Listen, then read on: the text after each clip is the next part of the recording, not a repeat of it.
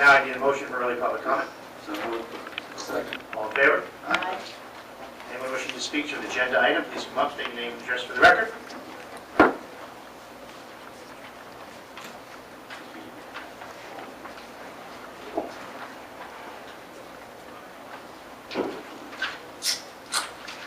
Linda, 86 Marion Avenue. In regards to the Rose Fund public question, I just hope that the council is going to go to bring that number in line with what it was before and not to have it increase. In relation to the second and final reading for the redevelopment plan, I also hope that the council is going to look at that before they decide to go with it, to determine exactly what the cost is going to be to the town, how much the town will save if they go into the pilot program, and what the ramifications will be if they do this for any other kind of development in the town.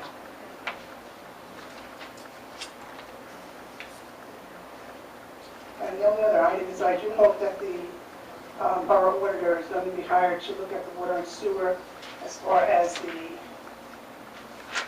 cost that is incurring for that, and that maybe we can go out and use another town and have a shared service for that. Thank you.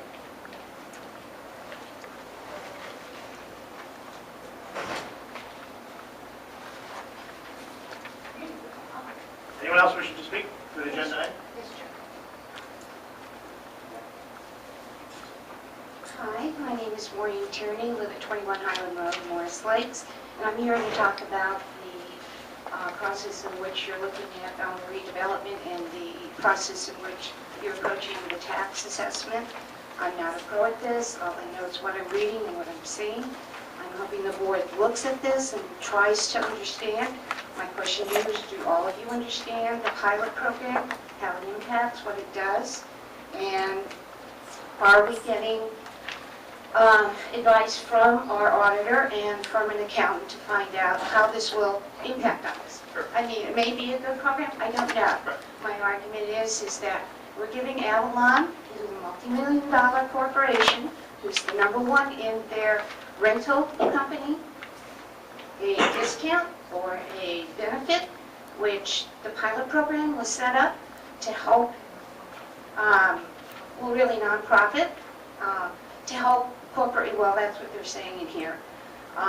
It's supposed to help anyone who's coming in the redevelopment and giving them a tax break. We're giving a tax break. We're looking at giving this company a major tax break when they can afford to build here. They came to us, they wanted to build here to meet our COA, we gave them the break, and now you're looking at giving them another tax break.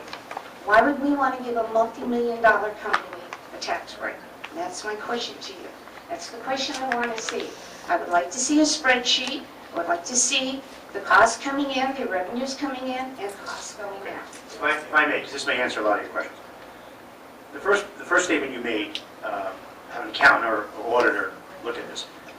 The concept of the pilot was actually recommended by the borough auditor. Yeah, I understand. Go in this direction, #1. #2, tonight, we are doing a second and final reading on the redevelopment zone. Okay. That is separate and apart from the issue of a pilot. Okay, the No, I pilot understand. is a separate issue. We are going to introduce by title, but an ordinance to enter into a financial agreement under a pilot program with Avalon Bay, still under negotiation. There would be a second and final reading, most likely August 28th. We will need at tonight's meeting to add a second meeting because we have to pay the borough obligations. So if it's going to go through, it would be adopted on the 28th. Once the negotiation is completed, the ordinance will be published and the public will have time to look at it. Okay, you're not voting on it tonight? No, we will vote on the redevelopment tonight, and then the pilot would be introduced tonight, but not voted on or adopted, Then- most likely to the 28th of August. Okay, then John, addressing the redevelopment. Why is Avalon getting the benefit of redevelopment? And if we do the redevelopment, does this mean they do not have to meet any of the qualifications that normal other builders would have, like surveys, road surveys? They fall under the same umbrella they did when they were under the spot zoning, if I'm correct, they were called when they were given the okay to build on Union Avenue. What does the redevelopment make different than what they currently have now. The redevelopment this is the beginning of a greater picture. Okay? Being that Avalon Bay is on the doorstep and it's already broken ground, Right. if the governing body chooses to enter into a pilot, there was a need to get this done expeditiously. With the plan of doing all of Union Avenue from Van Dam to the horse farm at a later date. That process is much more timely, as well as doing Main Street as a redevelopment zone. First step is a redevelopment zone, which allows the municipality to do a few things. It allows the municipality to do zoning overlays to entice growth. It allows the municipality to enter into a pilot program. Pilot stands for payment in lieu of taxes.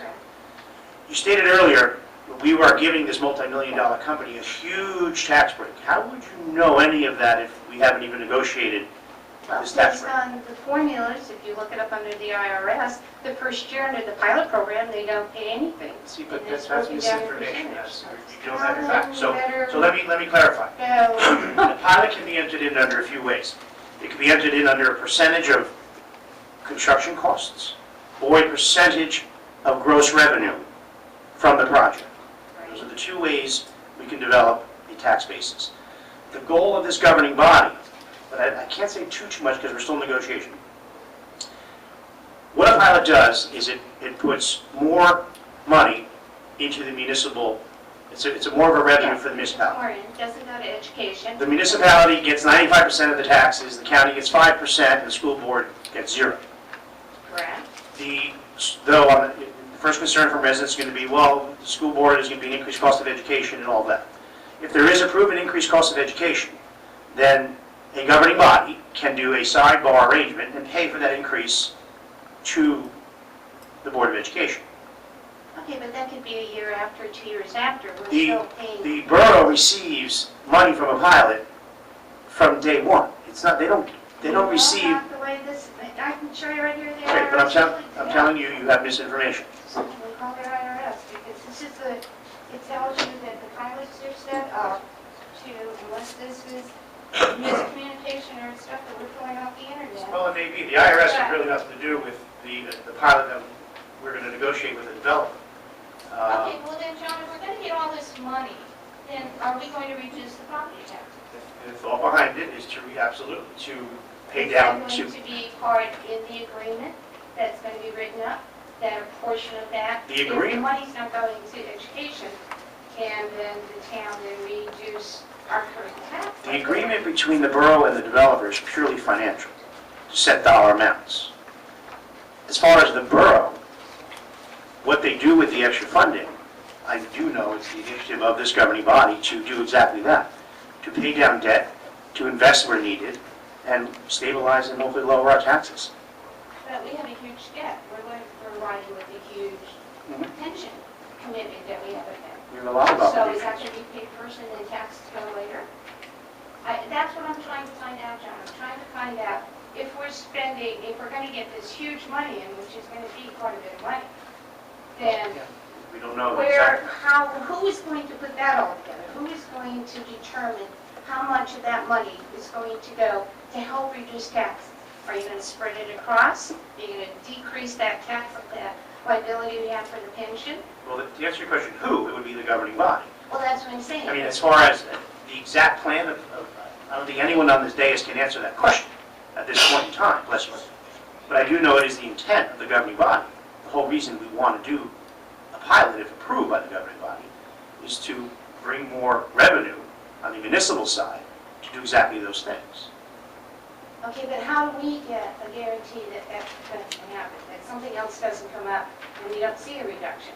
And the fact that the school, I don't understand, and I wish someone could explain it to me, why doesn't the money go to education to help for that cost? Because 50% is our little pie charts we got, shows that a good deal of our taxes go to county and to school.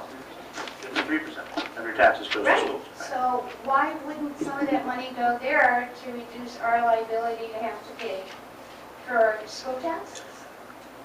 I don't understand, that's what I'm saying, I don't know if anybody on this board understands the pilot, I don't understand why that money is allocated that way. That's the way it's set up. I wish I could find that page. What do you need? The pilot program? Well, no, the New Jersey statute title Here, of taxation. 54?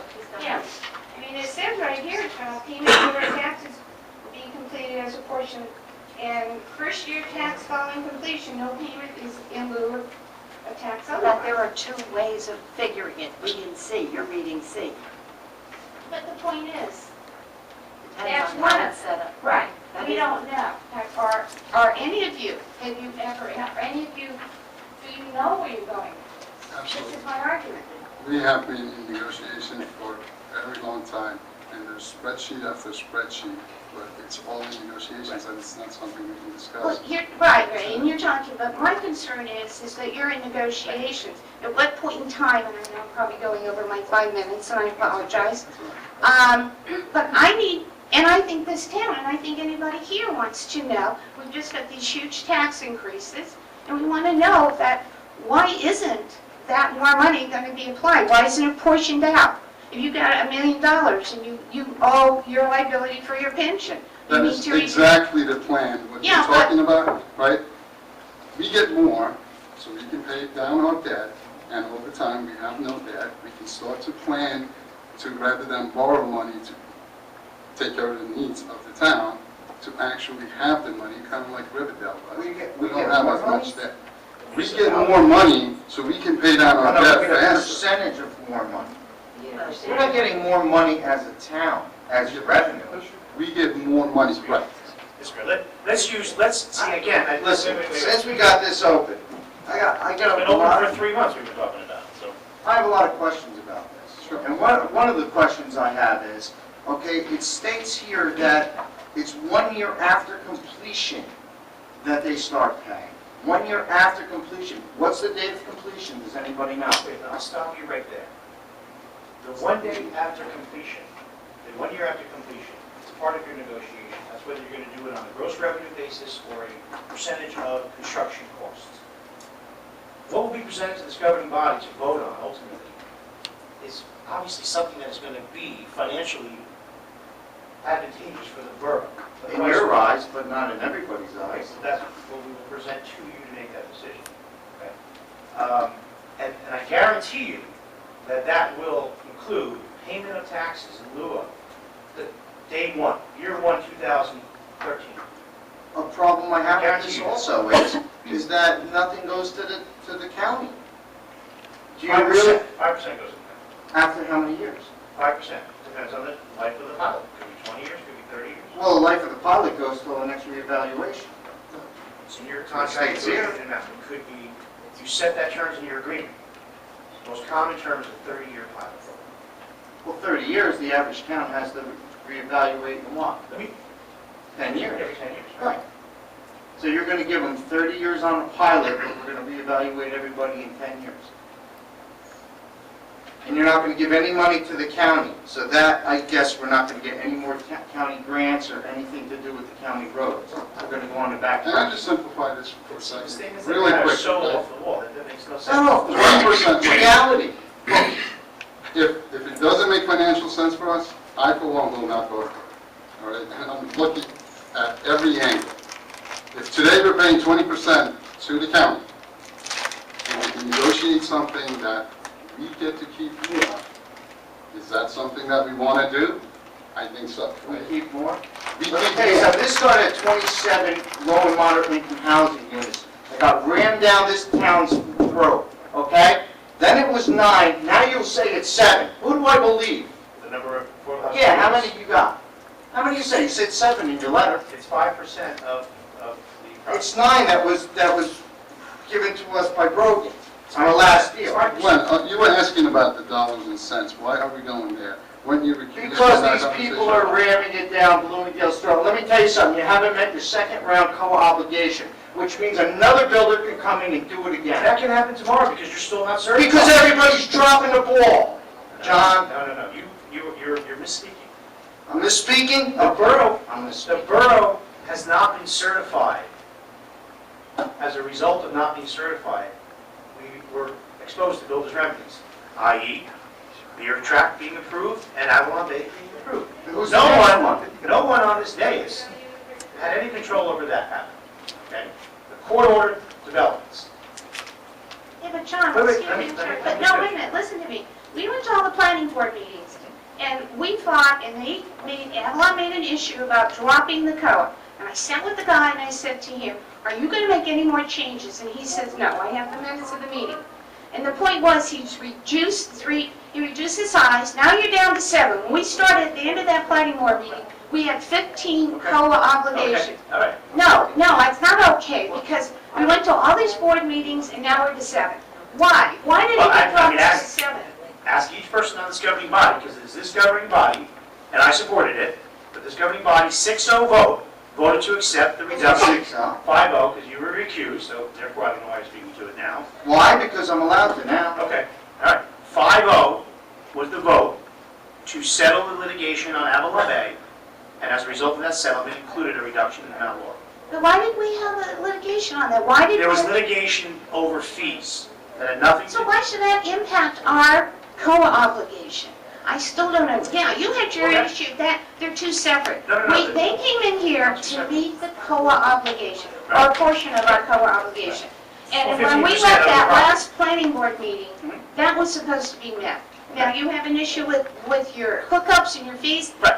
So you're telling me that because they didn't get their little hookups and fees, we now lost 7 COA obligations? No, put it in a You nutshell. lost 20. Or 20? The point is, we're at 7. We're not, and believe me, before this is over, I'll probably be in trouble. There won't be one. No. There'll be 5%. When I sat at that meeting There'll be last, 5%. and on 2011, they told me they were not going to change it, John. They didn't, the governing body did. No, why? Because It they, was a negotiation. why? That Because was they against wanted the their, All they right. wanted their hookups. No, and you have to understand this, John. Right here, Brogan says 9. How did it get to 7, John? It's 9. Whatever the percentage is, I'm just 5%. 5% of the total number of the project. If it's 9, it's 9. It's 5%. So that was the court order settlement. That's a quarter of a And cent. Judge Brogan, by the way, 2012. who approved the development in the first place, also approved the reduction in Mount Laurel. The litigation has been settled, so I can speak openly to that. Once the planning board approved it, dotted its i's and crossed its t's, that they had to because of the court order, Avalon Bay then entered into litigation over the sewer and water hookup fees. Okay, our ordinance defined certain costs per hookup. The planning board interpreted it as each unit was a hookup. Avalon Bay argued there's one main, one hookup. The prior borough attorney, Mark Semeraro, and one before that, who handled all this litigation, Joe McMahon, all advised the governing body that that was a winnable case for Avalon Bay. That they would win that and the borough would lose substantial amount of fees. Okay, so the settlement on litigation was as follows. We took a reduction on the water, kept the sewer where it was. We ended up netting about $600,000, which would be a total of $1.2 million utility fees once they're done. We received $147,000 in a counterclaim settlement and a reduction of Mount Laurel. That was part of the settlement to stop the litigation that was averaging the borough $100K a year and continuing to fight this fight. So Avalon got away with what it wanted to get away with. I'm sorry. Well, Avalon Bay went from... No, John, this is ridiculous. We went to all those planning board meetings. No, John, you know what?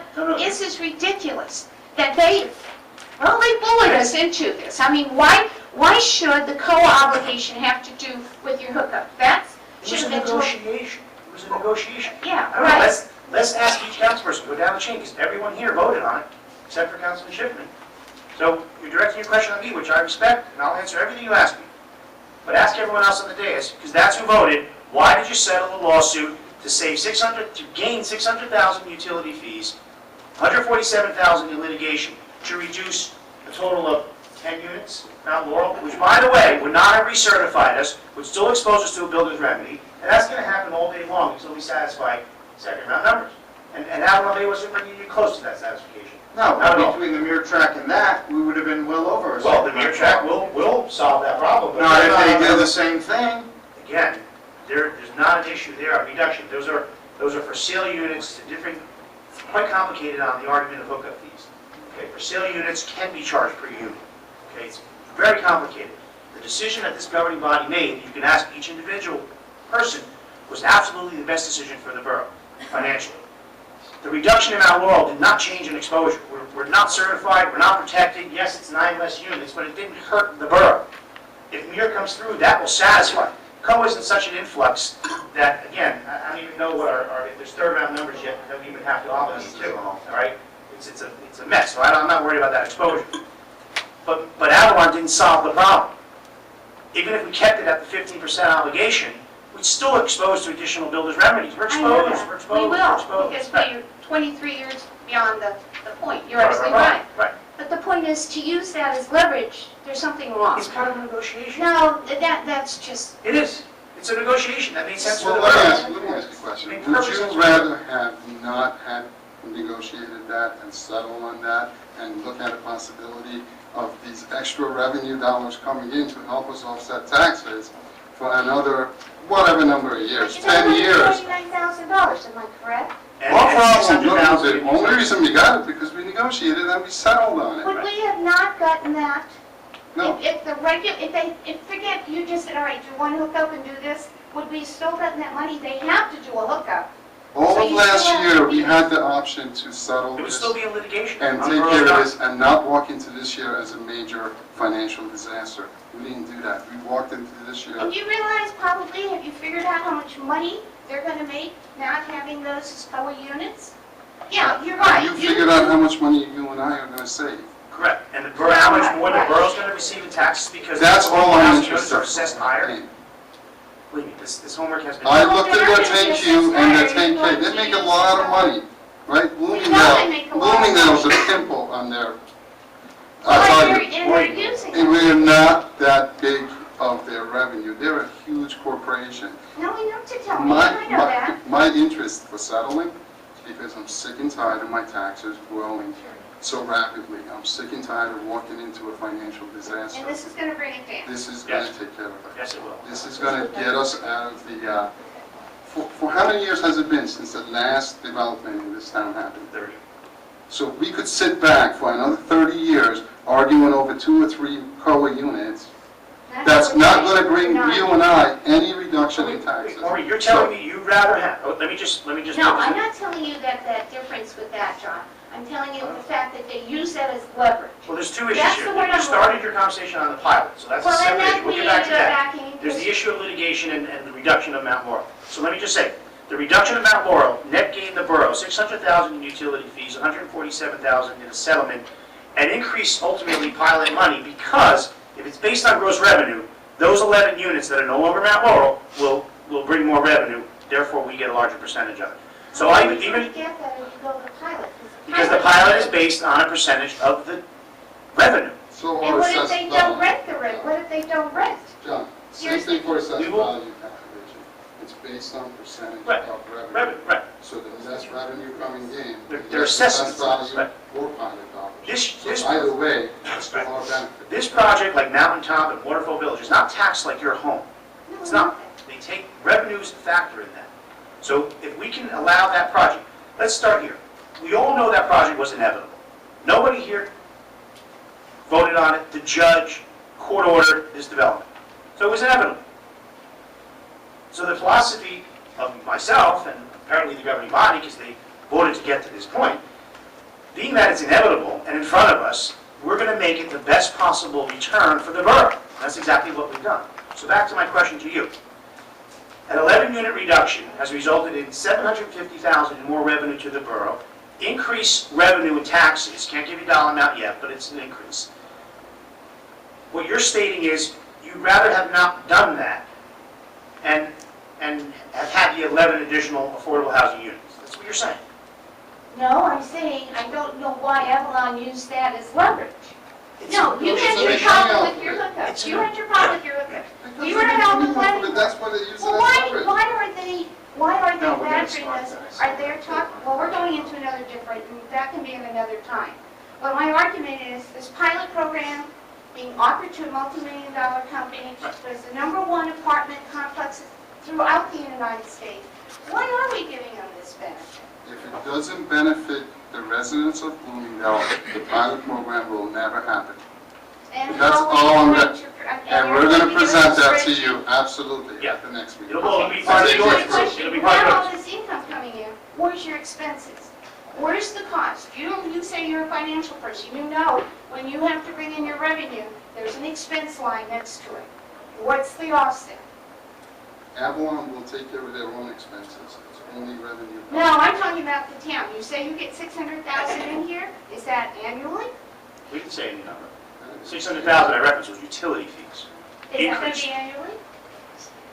We receive $1.2 million One shot. utility fees, one-time permit fees, which will be invested into infrastructure for our failing infrastructure. That's why our utility rates are so high. That's going to happen. Okay, so that's a one And time, then, well, then there's user fees from the ongoing, I but want to nowhere guess. near that. No, I would say they're $250,000 to $300,000 in new user fees into the utility. Yeah, but what's the expense in, John? What Well, is utility-wise, the there's no expense allocation? because they're that going to you're- own the utility, they're going to repair their own utility. We're not owning their sewer lines, we're curb out responsible, they're curb in. There's no utility expense. They're paying for their usage, they're paying for their water. You know, I mean, police protection is going to happen, I mean, So all we're not that's... going to allocate another cop to monitor the 174 people? And no additional garbage people are going to the DPW or nothing, the snow plowing, nothing is going to incur. We're not going to have an expense We're item gonna on it. have a much, much, much bigger revenue side than the expense side, I Okay, guarantee you. then I'll step back and I want to see your revenue and I want to see the expense. I want to see your net. As an account person, you know what that means. Maureen, let me ask you before you go. I'm just using hypothetical numbers. So, news media, if you're here, don't print these because these are absolutely hypothetical numbers. Let's say under a normal tax basis, Avalon Bay was going to project, I'm making up these numbers, $500,000. Okay? Total. Of that $500,000, the borough would get $100,000, the Board of Ed would get $250,000, okay? And the county would get about $125,000, $130,000. If the borough can enter a pilot, that would bring $370,000 entirely to the borough. If you do the math, the only difference is the $130,000 that was going to go to the county now stays home. Isn't that good for the borough? Anything's good for the borough, John, if it helps reduce Right. taxes. And it's Thank you for saying that. But I don't have it written that you're going to reduce my taxes. You just said you want to offset your pension obligation. You said you You wanted... said that, but we do. No, I don't say- Well, you agreed. You just Right. agreed that you're going to need that infrastructure. You We just can said you're pay going down our to do that. debt, which carries an interest cost much faster, so we can do smart planning, absolutely. But no, you Well, I'd also, love to know what bank you're going to but use to get the interest. you also if have don't a pay cap, where the governing body cannot go above the cap on spending. Right. So that, the first thing is It almost the has to governing be. body should get your dollars in order and, bring those dollars in. And then, to answer your question, there's a 2% cap. Right. So the governing body can't spend Right. over what they So then spent where's the the prior rest of the year. money go then, John? To pay down debt, to offset. Can you phrase that saying taxes, then debt? Because that's what's Paying down important debt to is this. taxes. I will state on the public Well, record, where's that that money is going to my- go? that's I'll my- never say on public record that money's going to go to lower taxes. That money's going to go to stabilize your taxes. That's it. Can it be put in writing? Absolutely not. Will I put this governing body, out front and make them commit that that money's going to be used to stabilize taxes? Absolutely. That's what we're going to do. To Fred's point, our attorney's point, if the borough realizes a windfall of $500,000 of new money, we just can't go spend that $500,000 because there's a 2% cap on the budget. The most our budget can go up annually is what, $138,000? That's our 2% max increase within cap. So that money's going to be used to offset taxes. Now, when we have this negotiated, and it's part of the ordinance, and out for the public to see in the governing body, we'll have another debate. I'm sure we will. But I will continue to argue, if we put more money into the municipal coffers to do exactly what our goal is to offset taxes, it's a home run for the borough. If I can take what's meant for the county and keep it in town, it's a win-win. But it's at a reduction rate. Well, that's the only You're incentive getting to money do at so. a reduction rate. But if the reduction is only the piece that was meant for the county, But it's then, not affecting municipalities. It's bringing in and you think that the 72% county's gonna more give money. you your grants, and they're gonna give you your Yes, we're paving and still your paying the roads and county. all that, and How much do we everything, pay the county? just gonna be rosy. 5.1. We pay the county $5.1 million as it is. The only grants we tap to the county are the open space grant, we equally contribute to that as any other municipality. It's not going to affect our eligibility to community block grants or the open space grants, which are the two we access through the county. Plain and simple, it's not going to affect it, $1. Well, can I ask you, Greg, if you're the financial person, I would like to see a spreadsheet. I'd like to see what's coming in and what's going out, and to see the net. I guess the key word here, what's the net for this town? And thank you, Mayor and Council, and we'll open my pipe there. Well, if I may, Mr. Tierney, excuse me, Jen, to your point, if the pilot wasn't on the table at all, and we weren't having this discussion, then it would be, there'd be straight taxes, and the borough would be receiving, 160, 70,000 from that project. We still, you wouldn't have those spreadsheet numbers to be able to point out expenses, it just, the borough would be getting substantially less amount of money if the pilot wasn't on the table. That's going to be part of my presentation. When we present the pilot as a gain for the borough, we're going to compare it to regular taxes, and you'll see why it's different. But I'm also saying regardless of the expenses, because on the regular tax side, it's here, it's going to happen, so we're going to make it the best for the borough. Yes, sorry. Jennifer Lawfield, 17 Cedar Street, Bloomingdale. Avalon Base, price per share was closed at $138.56 today. Your annual high has been $151.23. Their low, $107. They pay dividends also, which they increase each year. My concern is, and this has been from day one, I sat up there, I sat on the planning board. When Avalon Bay didn't get their way, they went to court and jumped on D.R. Horton's lawsuit. When they didn't get their way with the hookups, they went to court again. I am tired of seeing Bloomingdale get screwed over by a New York Stock Exchange member and taking us to the cleaners. The banks have taken us to the cleaners. You got big companies that are taking us to the cleaners. I'm done. Jonathan, there's no argument here. Avalon Bay makes a lot of money. They have apartments, they have buildings all over the nation, and they're making money hand over fist. And now you want the Bloomingdale taxpayers to give them a 30-year bonus? No. That is ridiculous. Your statement is not accurate. It is accurate. It is not. Because It's not nobody accurate. has given any figures out as far as what long-term, Because the it's still... 30-year discount that they get on their taxes, sir. Do the ordinary taxpayers get a 30-year discount? No, they don't. Our taxes have been going up. Mine have doubled. And I'm here less than 10 years. That's ridiculous. You have less employees than when I first moved here. Can I ask you one question? Would you give someone a $100,000 tax break to put $400,000 in the municipal coffers? Okay.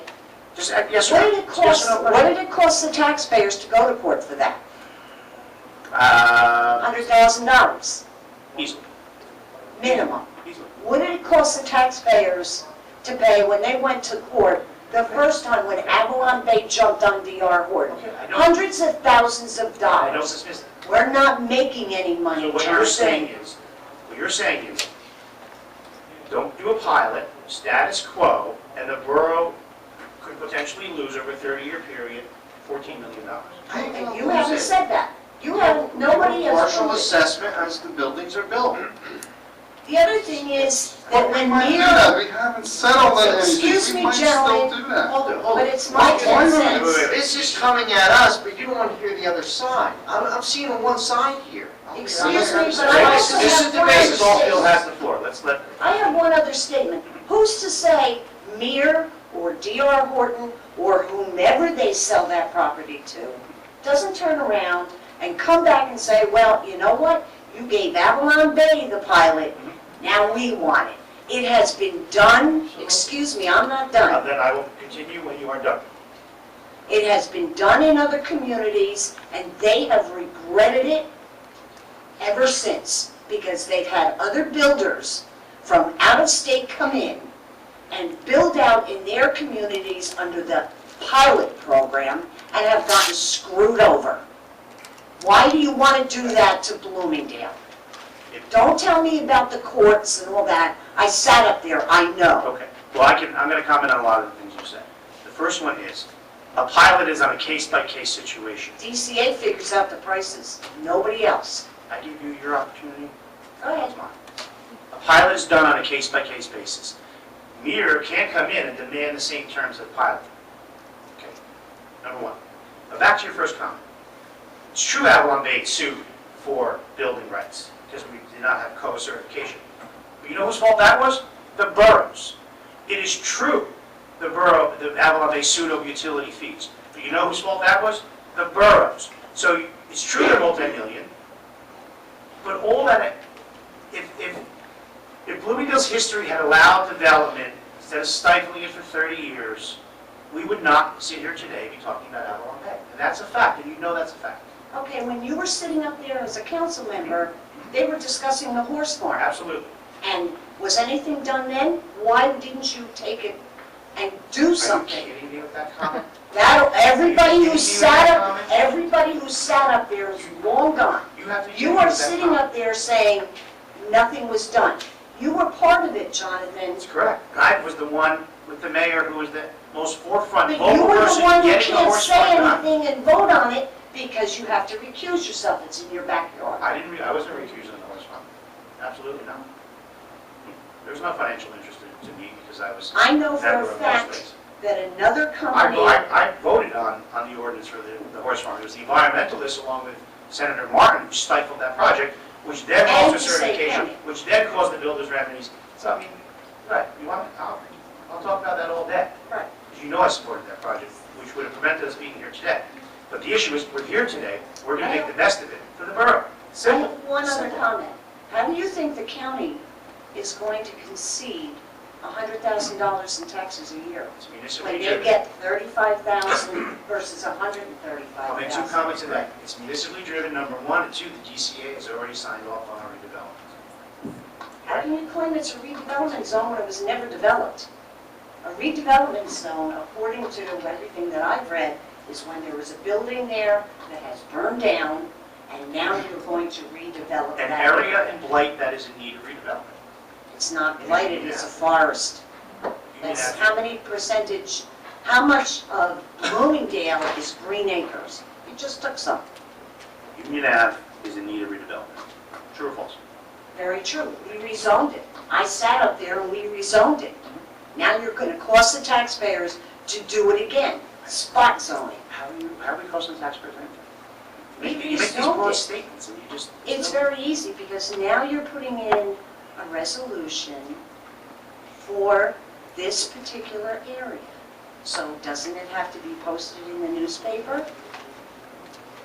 The redevelopment zone is, yeah, $35 to advertise the ordinance, sure. It's still but it has to be printed out and all the other expenses that If go along with the it. governing body goes, You're talking about nickels and dimes, but it's still costing the Sophie. taxpayers. I will end my part of the conversation on this note.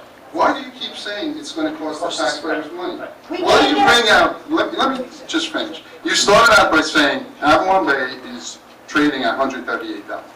What difference does it make if it trades at $138 or $15? They're making money. It doesn't matter. They're concerned not about Correct. the taxpayers in this town. Listen, the only Excuse me, reason Ray, builders- They're concerned about their stockholders. They could give a damn about anybody up here. Well, is that your complaint to this body, that they're making too much You're gonna money? give, no, Then what is you're gonna give them So- another So my break. point being Because is, they've gotten 2 breaks so far in court. all right, time out.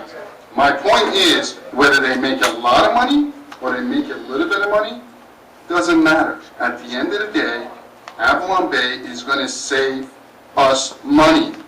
It's going to save us money. Over 30 years, can you give me a spreadsheet Absolutely, and that's what I'm going to present at the that next meeting. shows what their taxes normally would be Absolutely. over 30 years Yes. versus what they're gonna pay with the pilot program? Yes. Because the people here need to know. Absolutely. Exactly what we're Exactly doing. what we're gonna do. And if it doesn't make sense, I'm voting for it. Thank you. But So why do you come up here and say that it's going to cost us money? You gotta stop. People, trust us, we're not here because we want to give Avalon Bay money. Right. I need to run to sit in this chair to get yelled at by people because I want to make someone else richer. What do you mean? I'm sick and tired of my Avalon taxes. Bay The is same as getting every part single of the one of money us. according to what was written by the Avalon- mayor on the forum. Avalon Bay will They get definitely to receive keep a benefit, absolutely. But if we're gonna have to give them a benefit to give us a massive benefit, I will do that. You have to prove that it's a massive I've benefit. said that numerous times that we will. Thank you. Anyone else?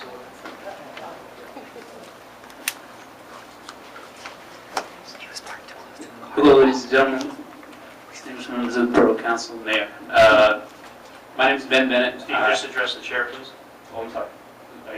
That would be me, I'm sorry. So my name is Ben Bennett. I'm here representing SEIU Local 32BJ. We represent the men and women who keep Bloomingdale schools clean and safe. I have a couple of questions because I think there was some misleading information or confusing information published in an article in NorthJersey.com. You're voting. Hold it, this is for agenda items only. Yeah, it's not. It's not. You're voting tonight on an ordinance that would create a redevelopment plan for the site, for the Avalon Bay site, Correct. right? Correct. You're not voting tonight to create a wider redevelopment zone. No. But this will be the first step in a plan to create a redevelopment zone. Correct. Okay, just wanted to be clear on that. And next week you will vote on a pilot. No, tonight we will introduce by title, and then on the 28th, if everybody... Yeah, I'm just kidding. direction, we'll- That's what I meant by next week. I misspoke. Okay. Well, so I want to make sure that Bloomingdale citizens are aware of what a pilot would mean for, can I raise this? Yeah, go ahead. Take it out, stand. I just want to make, Face the chair. oh, I'm sorry. I just want to make sure that Bloomingdale citizens are aware of what a pilot would mean for Bloomingdale schools. Under traditional tax structure, as it's been pointed out many times tonight, the Bloomingdale School District would receive. Wait, if I may interrupt you, I'm sorry to do that. What is your relationship with Avalon Bay? Our relationship with Avalon Bay is that we represent some of the employees who work at Avalon Bay buildings in New York City, and we seek to represent additional employees at Avalon Bay buildings. So are Avalon Bay employees, what maintenance, you say you do maintenance for schools? Yes. So Avalon Bay employees, maintenance employees in New Jersey? No. In New York, you're a union who represents Avalon Bay employees in Manhattan, or New York, Yes. but not in New Jersey? No. Are the members of the New Jersey Avalon Bay employees looking to join your union or denied to join your union? They have not been denied, nor, Have they denied becoming union?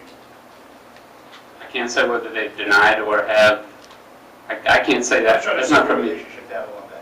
Right, I stated our relationship. Okay, go on. But as I also stated, we represent the men and women who clean Bloomingdale schools. So, that being said, as has been pointed out tonight, under the traditional tax structure, Bloomingdale schools would receive roughly 50% of the taxes that Avalon Bay paid. So you, Mayor Dunleavy, in an article in March, projected that to be at about $700,000 per year under traditional tax structure. So that would be $350,000 a year, a little more, that Bloomingdale schools received under the traditional tax structure. But if the pilot passes, Bloomingdale schools will get nothing, $0. And this is especially alarming because Bloomingdale schools, according to analysis by the Education Law Center, have been underfunded by the state over the last 3 years by more than $1.7 billion. So if you accept the pilot and you deprive the schools of more than $350,000 a year,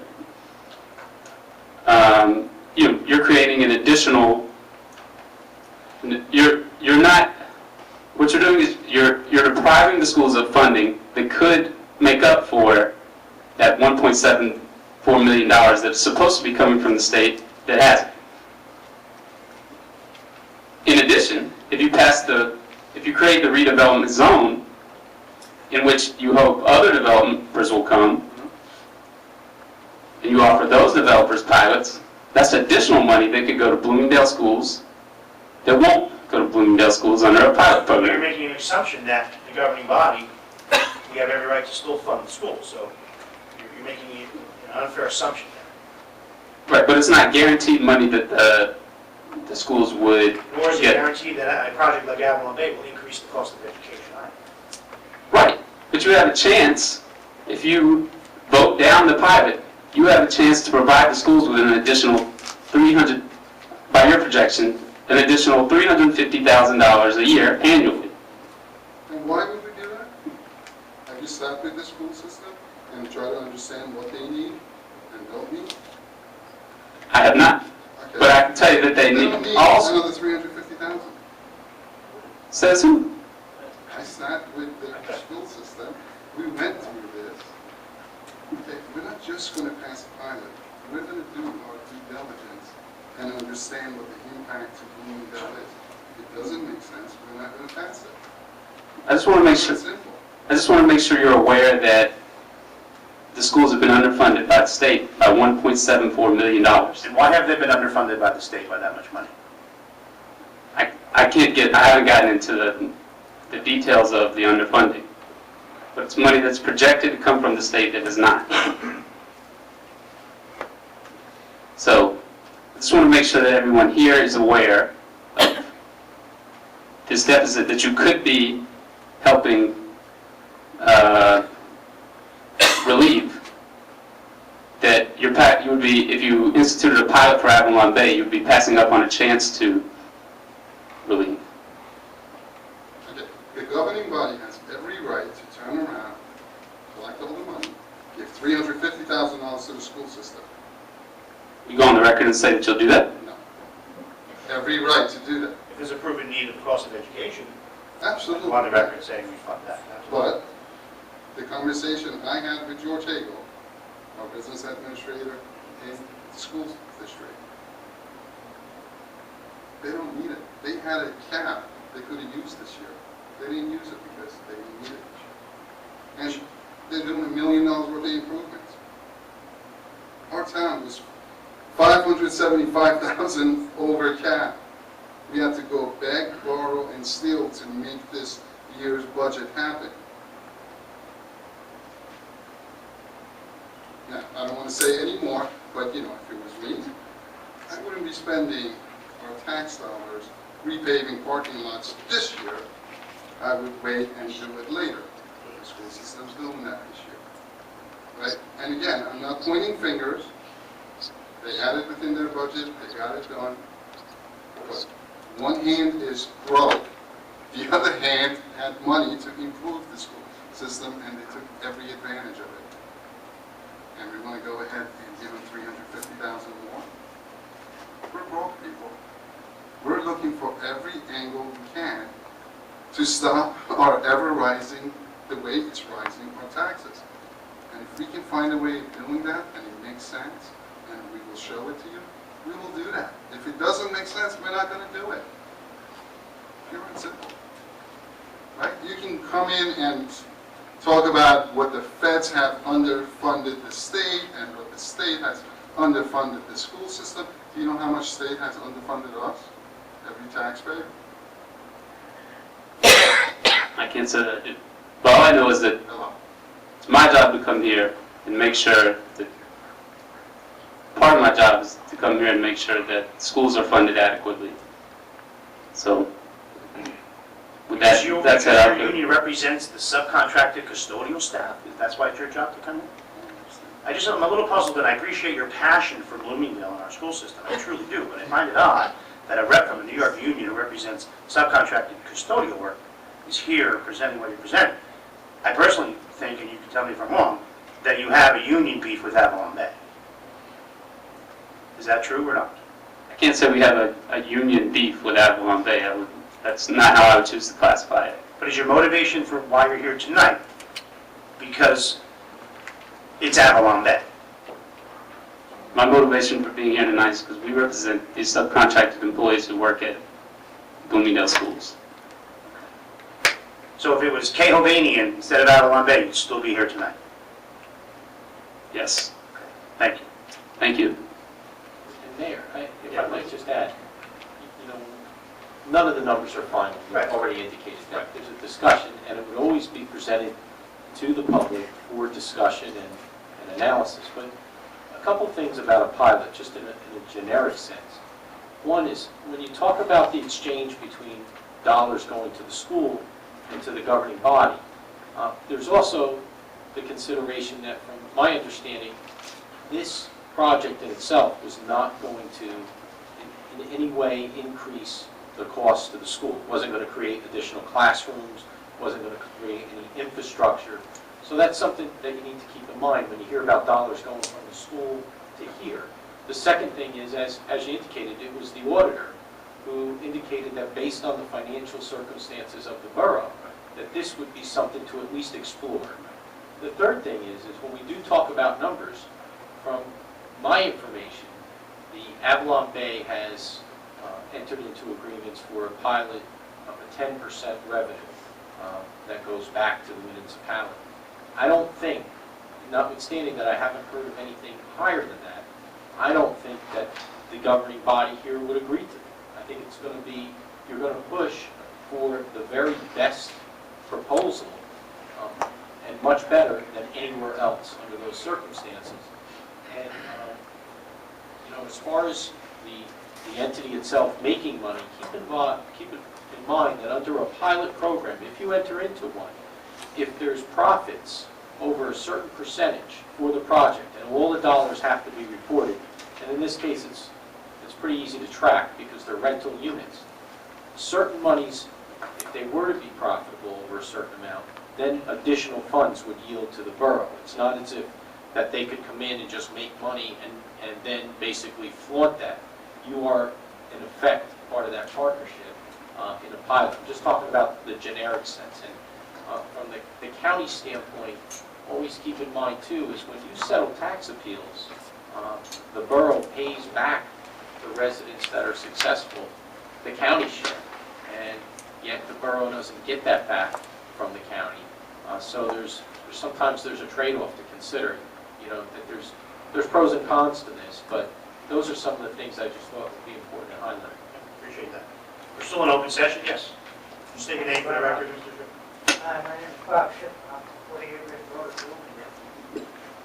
I'm getting a feeling that you have a passion for money. I have a passion for life quality in Bloomingdale. I don't think this project is going to be as great as you really think it is. I think it's going to impact our traffic. I think it's going to impact our school system.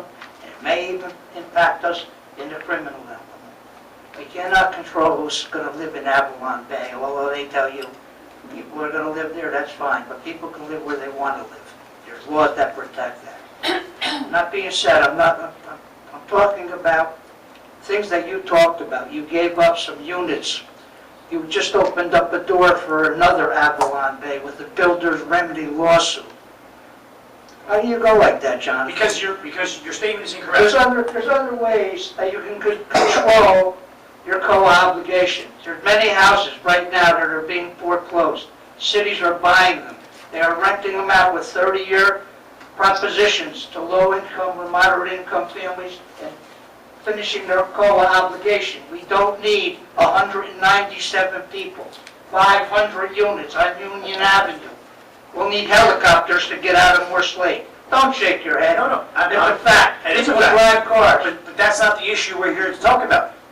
Mere Track and Avalon Bay, Mr. Shipman, whether you like it or not, and I know you don't like it, and I appreciate that, are here. I hear you. There's nothing discovered by... I didn't say that. I'm not telling you No, anything. no. I'm telling you that you gave up, voluntarily gave up 9 units that could open up another builder remedy lawsuit somewhere else, right next to Avalon Bay, right next to my And I house. have to say this. I Even... mean, what are we doing here? This is Bloomingdale, this is not New York City. So please, get your facts I don't straight. think people are as concerned as taxes as you think they are. They want to live in a qualitative place. Correct. And pay money to do that. That's the bridge. That's the mountain that separates us from the poor people. I get it I'm 100%. sorry, I'm a little No, passionate. and I I'm a little upset. know your passion for many, many years. But the issue is, the issues you raise, quality of life, the element in any unit, are not the issues at hand, because the units are going to happen. That's not what we're controlling now. Let me finish. Most importantly, to your comment, because you said it twice, the reduction of 9 units did not change our exposure to builder's remedy. Not once, not an ounce.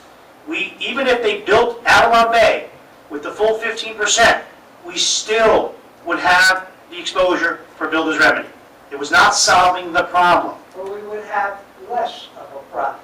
Well, We just 9, gave you an alternative to okay. go on obligation. And I don't dismiss that alternative, but Don't dismiss I the don't. alternative. I don't, except for the fact that the borough We has don't need absolutely... 500 people when we can have 7 families. And how are we going to fund the purchase of foreclosures homes to do what you're saying? I like the Fund idea. that. We're going to fund it from taxes from Avalon Bay. Now, another thing, hold on. Avalon Bay is here, I realize that, John. I'm not here to fight with you. I'm here to just, a broad spectrum of really what's going on in Bloomingdale. I appreciate that. I hope you can appreciate it. But my thought is, that you're sitting here, we're ready to vote on a pilot, and you only have 2/3 of the equation. Once the project is completed, somebody will assess the value. You just assess the value at whatever you thought. But an assessor is going to assess the value of a completed project, and based over 30 years, it may be more profitable not to enter into your pilot and charge them full float taxes. That may be the case. We're not voting on a pilot tonight. Please understand that. You're going to vote on the 27th. What's going to happen between now and then? We will We're not have... going to finish those buildings. No. We can, our tax assessor can determine the assessed value on completion, because it's not based on, like your home, it's based on revenue. So it's the cost per unit rented times the number of units, it's based on revenue to determine their assessed value.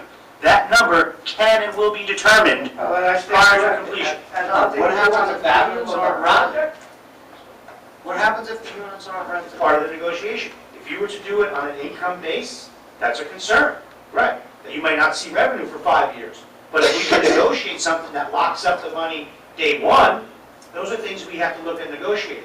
If at the end of the day, the only offer Avalon Bay says is we'll give you a percentage of gross revenue, and that'll be 10%, and it'll start when we're completed, we're not doing a pilot. I'll tell you that right now. It's not cost effective to the borough. It'll have to be cost effective for us. We're trying to make the best and get the most for the borough from a project that we didn't bring here. None of us did. You didn't want it. Nobody here wanted it. So now we're going to make the best of it. And it will only be approved if it's financially sound for the borough. Talking about expansion for future building along Union Avenue, what is it that you have in your mind of what you would consider nice for Bloomingdale? On Union Avenue, office professional. Office professional, and that's going to be limited? Not a builder's remedy, not a... Builder's remedy, we don't have control over. If Federal Hill is built, that will satisfy our co-obligation. We will then be recertified and re-protected to no longer be able to be sued for spot zoning. If that happens. Bloomingdale has displayed very well spot zoning for that nursing home in this project, which is the nursing home. Bloomingdale didn't do that. Bloomingdale did Well, I'm sorry, spot zone for the nursing Oh, home? for the nursing home? I don't know, before my time, I don't know. No, I'm sorry, I thought you were talking about Avalon Bay. Pretty much spot zones. I mean, you're treading on rough Are water. you talking about Avalon Bay or the nursing home? I'm talking about both, they were both spot zones. Okay, I don't know about the nursing home. Avalon Bay was zoned by the courts, not by Bloomingdale. The planning board didn't zone that for that. It was court order. It was court order. The planning board didn't want that. They were very well on their way when that court order came. No, they didn't. They didn't what? We sat in this place, for how many nights did we sit in this place? Talking about Avalon Bay and the other, the ghost that had this placarded with the most beautiful project in the United States. Right. Yeah, we went the whole circle back to Avalon Bay. My point is, And it was Avalon Bay court dropped out. order. I'm just correcting your statement. It was not the borough or the planning board who approved Mir or Avalon Bay. All we're doing is trying to preserve some high quality, John. This isn't I New York respect City. I know. Look at other options for your co-obligation, please. The next builder's gonna come, this guy might be the next builder coming right next to Avalon Bay, right in the woods behind my house. That's very possible. It could be behind your house. but he has to have a willing seller. And the borough owns the land behind your house. All he has to do is increase, if there's a successful business, just increase the units that he already built. But no, he had a willing seller. Just make Avalon Bay just continue as far as it can through the woods. But you say it's going to be business or what? I want to see on Union Avenue, office and professional. When you My make- goal on Union Ave is to see Mir built because it's inevitable, Avalon built because it's inevitable, and then take a lot of those single-family, two-family homes on Union, turn them into office professional, because you're going to have potentially 1,500 new residents to then serve these offices, accountants, professionals, doctors, lawyers, whatever the case may be. Well, that sounds good. I just hope that you guys can preserve that. Thank you. That's our plan. Thank you very much, Mr. Shipman. Does anyone else have a comment? Yes, I do, if I can make it up there. Alan Gunderson, Chairman of the Planning Board. I'm speaking as Chairman of the Planning Board for this moment. The ordinance tonight, can you hear this? Yes. The ordinance tonight says that whereas on July 19, 2012, following a public hearing, the Planning Board voted to approve the redevelopment plan as presented. Well, when we sent over the minutes of our meeting, there was a couple of other sentences after that, which the Planning Board struggled with for a period of time, because we were concerned, as Mrs. Tierney is, what's going to stop these people from changing some of the building or some of the things that they've already had approved. So what we had put in there, it said that the motion was to approve and recommend to the mayor and council the redevelopment plan as presented, subject to all approvals previously granted by the planning board, be fully effectuated. Any changes proposed by the applicant must come back to the planning board for review and approval. And we felt that was very important to have in there. But the reason it doesn't have to be in there is because we have a developer's agreement with the developer defining the terms approved by the planning board. They cannot change anything on the course of construction. Nor should they, but I'm just saying that I wanted to make it known to this board that we were very concerned with that. And we were aware of We that. don't want them And to. we're absolutely aware of that, but the developer's agreement defines exactly those terms. Second, the MIR application is not just for sale, it's also rental units. Our COA units, I think our COA number was 119. MIR was 72. Avalon Bay was supposed to be 27, with a rental bonus double that to 54, which puts you somewhere around 124 units, which would have met our obligation if 119 serves me right as the number. I'm not exactly sure, but that would have handled just about everything that we needed. Avalon Bay. Two second round. Oh, yeah, for the second round. And of course, now COA got abolished, and now the DCA is in charge, and there's all other, nobody knows what the rules are. But I just wanted to bring those points up. Okay?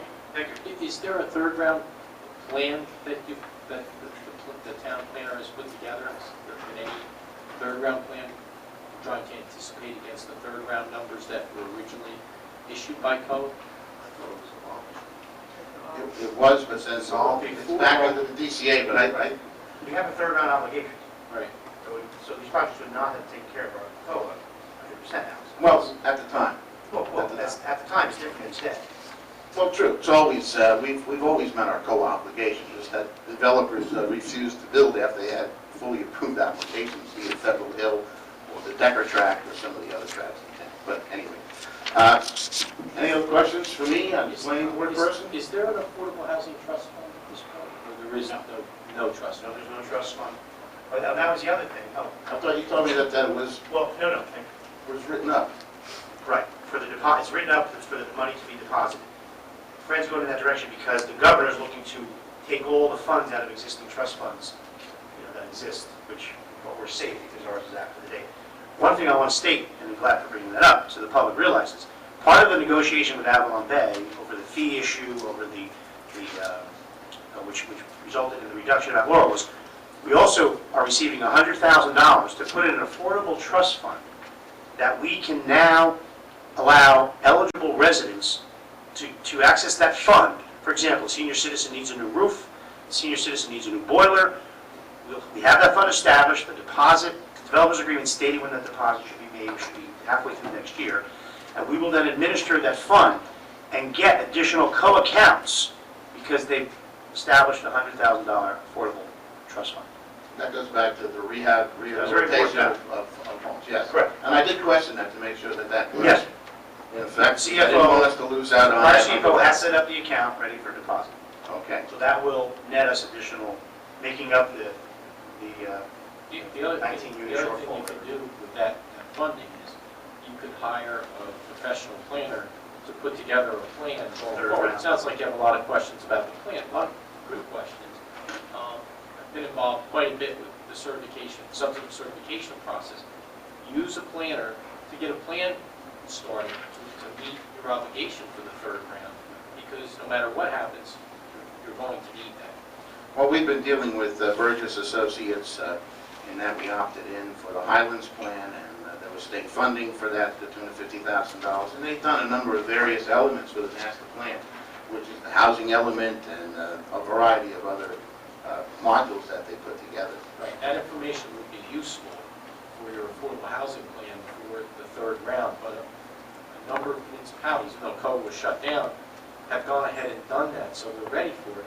And just by hearing some of the conversation tonight, I think it would be, now that you know some of these numbers that are coming in and what you need to do, that it wouldn't cost very much versus the $100,000. It would probably be between $5,000 and $10,000 for a planner to come forward and put together your third round plan. If it's appropriate at that time to do that, we'll look into it. Right. Good. Okay. Now, I'm Alan Gunderson, 169 Clark Street, private citizen. And I just have one or two questions. I know you're telling me that you're going to have the pilot agreement. Is that agreement going to be available for the public prior to the meeting that you were going to talk about it on the 28th? If it happens the 28th, it would have to be available for the public 10 days prior, because we have to advertise. So that means we have to complete negotiations by Friday, Monday, to then move on it. Okay. But if it's not done, then we'd have to reintroduce on the 28th and then deal with it in September. So And we're just that- introducing by title in case the negotiation can be complete. But yes, it will be available 10 days prior to adoption. And that So should if you have... call Borough Hall, it's not available, that means we're not adopting on the 28th. Okay, you know what, Paul. In that agreement, it'll have the specificity of the term of the contract, and, the ones that I've seen, that they're involved in Roselle Park had very specific things that were done in terms of dollars, stayed fixed for a number of years, 20 years, and then there were some changes to it. But anyway, I'm interested in seeing all of that stuff there. Okay. The education bit, I know you're not planning to give the town, give the Board of Education $350,000, but if the Board of Education did have $350,000, maybe instead of my taxes going up $50 next year, they might only go up $25 next year because of that extra money that we're doing.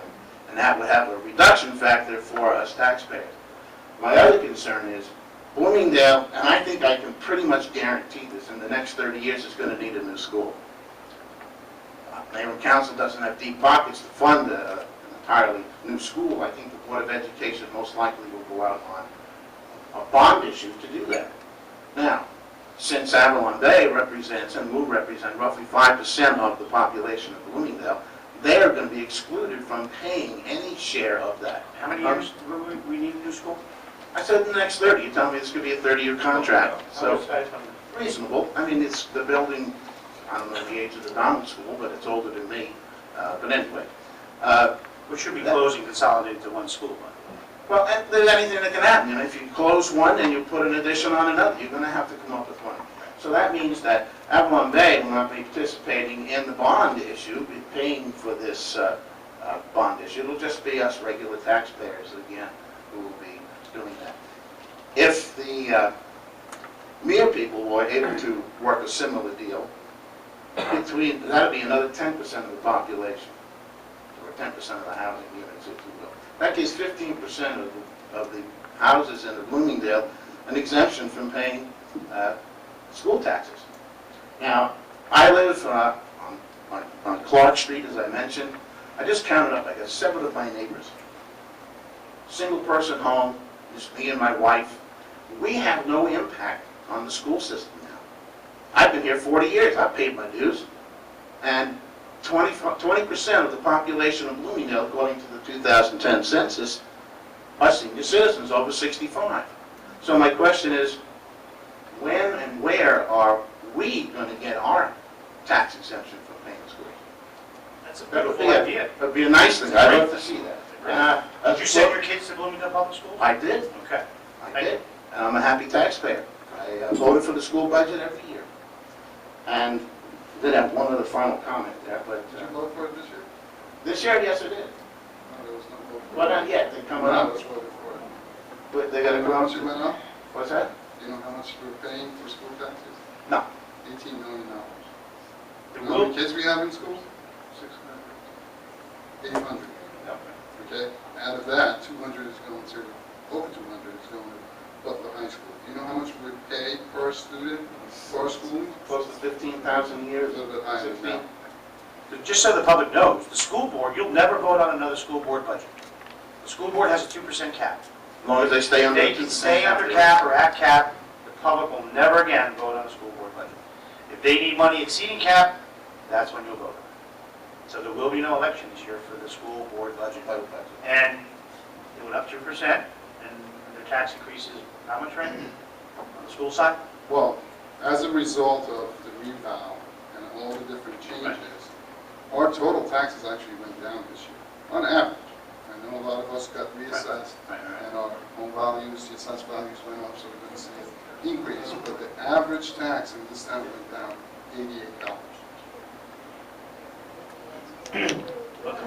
I don't know about you, but I'm going up to Outback later on and spend my 88 bucks. Regarding Avalon Bay, I don't think that they should be given, I think they should pay every dollar due to the town, whether it's the county, or the municipality, or the school board, or the library fund, or the open space, or any other tax that we have out there. And I thank you, and I'll be looking forward to the details. Thank you, Alan, very much. Anyone else wishing to speak to the issue?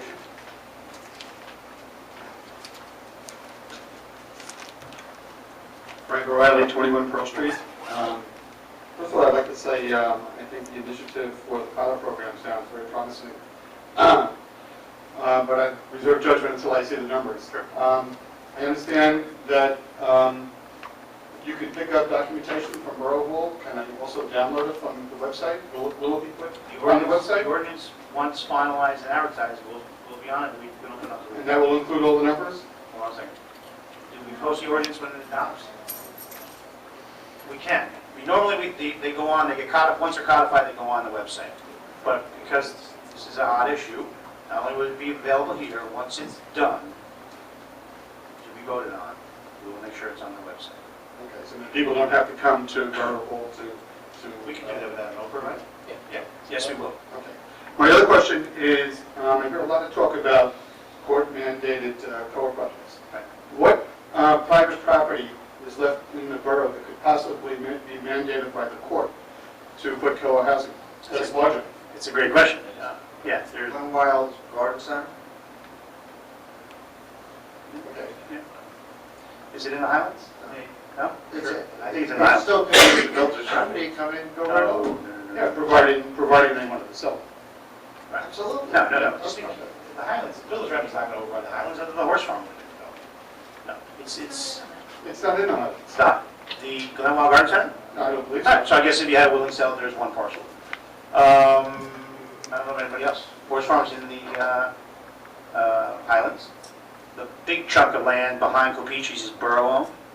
Correct. Borough-owned, which is inside of Right, town. well, I've been hearing a lot of talk about Right. court mandating. I was just curious what properties would be available Yeah. in the case that something like this happened. Okay. It's my own personal opinion that Christie's going to cut the COA anyway, so Right. I don't think that's going to happen. All right, that's all I wanted to know. Thank you, Mr. Riley, very much. Anyone else wishing to speak to the item, or to any item?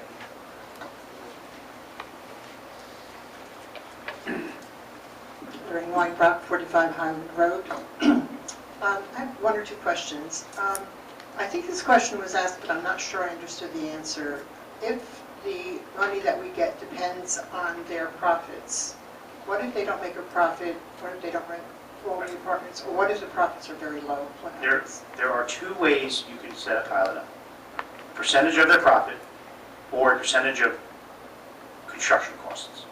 It's a percentage of revenue, not profit. I'm sorry. So any. Right now, profit, any revenue, thank you. So Yeah, they're- percent- What if the revenues are very That was low? mentioned earlier by Councilman Schiff. That's part of the negotiation. If 2013, there's zero revenue, we're not going to enter into something that gives us zero revenue next year. If they're not going to have a build-out for 3 years, and we have to wait 3 years for full revenue, that's going to change how we're going to look at a pilot. So if we're able to negotiate high dollar one from day one, those are the type of things that we're looking at. So if there's no revenue, or it takes a number of years to achieve revenue to get to the dollar amount, those are things the governing body will have to look at. But I can tell you, if it's not close to full taxation from year one, we will not be doing the pilot. Whatever we do, the public will have time to see it. I promise you, will be advantageous financially for the governing body, for the borough. Otherwise, we wouldn't be doing it. We will not do a pilot if it doesn't make financial sense for the borough. Period. One or two other questions. I noticed that the only 3-bedroom units are Mount Laurel units, and I was wondering why that was so. Well, that was during the planning board process. That was not part of It our... hasn't been changed. Aside from these apartments, you mentioned that, I was going to ask, what other redevelopment do you foresee on Union Avenue? And you did address that, but how does the pilot affect future redevelopment? The pilot is a separate issue from redevelopment. Okay, the borough does not have to enter into pilots in every redevelopment zone. My goal, and I believe the governing body supported this, and we'll see when we get there, is to make Union Ave redevelopment from Van Dam to the Horse Farm, and make all of Main Street redevelopment from Riverdale Bridge to South Corner. So that's a totally Redevelopment zones. different from Correct. the pilot. The Correct. pilot will not And then affect the redevelopment. reason you do that is that you entice development, to want to attract development by providing the zones that may be needed, by providing things like pilots that may give tax incentives for people to come and build. Those are the things. But a pilot does not have to, it's at the discretion of the borough. Just because you give one doesn't mean you have to give another. So, But that would create, but the idea of the pilot, of this pilot would create an incentive because others would an accept.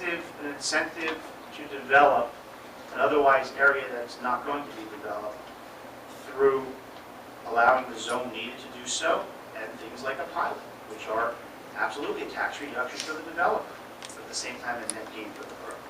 Okay. You mentioned that the property behind Capichi's is borough-owned, so that sounded as if that's safe from redevelopment. 40 Would acres the behind borough, Martha B. Day in the Highlands, sloped beyond your imagination. I can't imagine anything going there. but the part that's borough-owned behind Capichi's, is that in the Highlands? I don't think so. No, I don't believe it is. So would Not we- all of it, it's 40 so- acres. I so believe the is part that- that comes back by you guys. Morse Lakes is the only part of Highlands. So is that safe from No. redevelopment? Would the Is it borough safe- possibly is it- sell it Is in it the safe from a future? builder's remedy? Yes, because you need a willing seller of land to enter into an agreement. And Avalon would- Bay had a willing seller, the nursing home, to sell Would them that land. would the borough ever be a willing seller? Could the borough? Yes. Would they? I can't answer that. Would I support it? No. I don't see much potential. I mean, I believe it's steeper than Federal Hill, and look at what's prohibited that from being developed. The slopes. Is there any way we could get any guarantees that that would be safe? Absolutely not. No. Thank you. Can you guarantee me it's going to be sunny tomorrow? Kid. So you can guarantee it's going to be sunny tomorrow? Somewhere. Somewhere in the world. No, I don't know how they got it, but it's not on our open space. Anyone else wishing to speak to an agenda item? Seeing no one, motion to close. So moved. All in favor? Aye. Take a 5-minute recess. I promise you 5 minutes.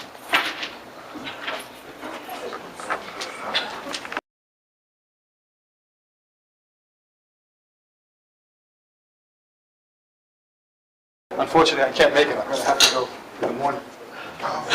Okay, we'll resume at 8:34.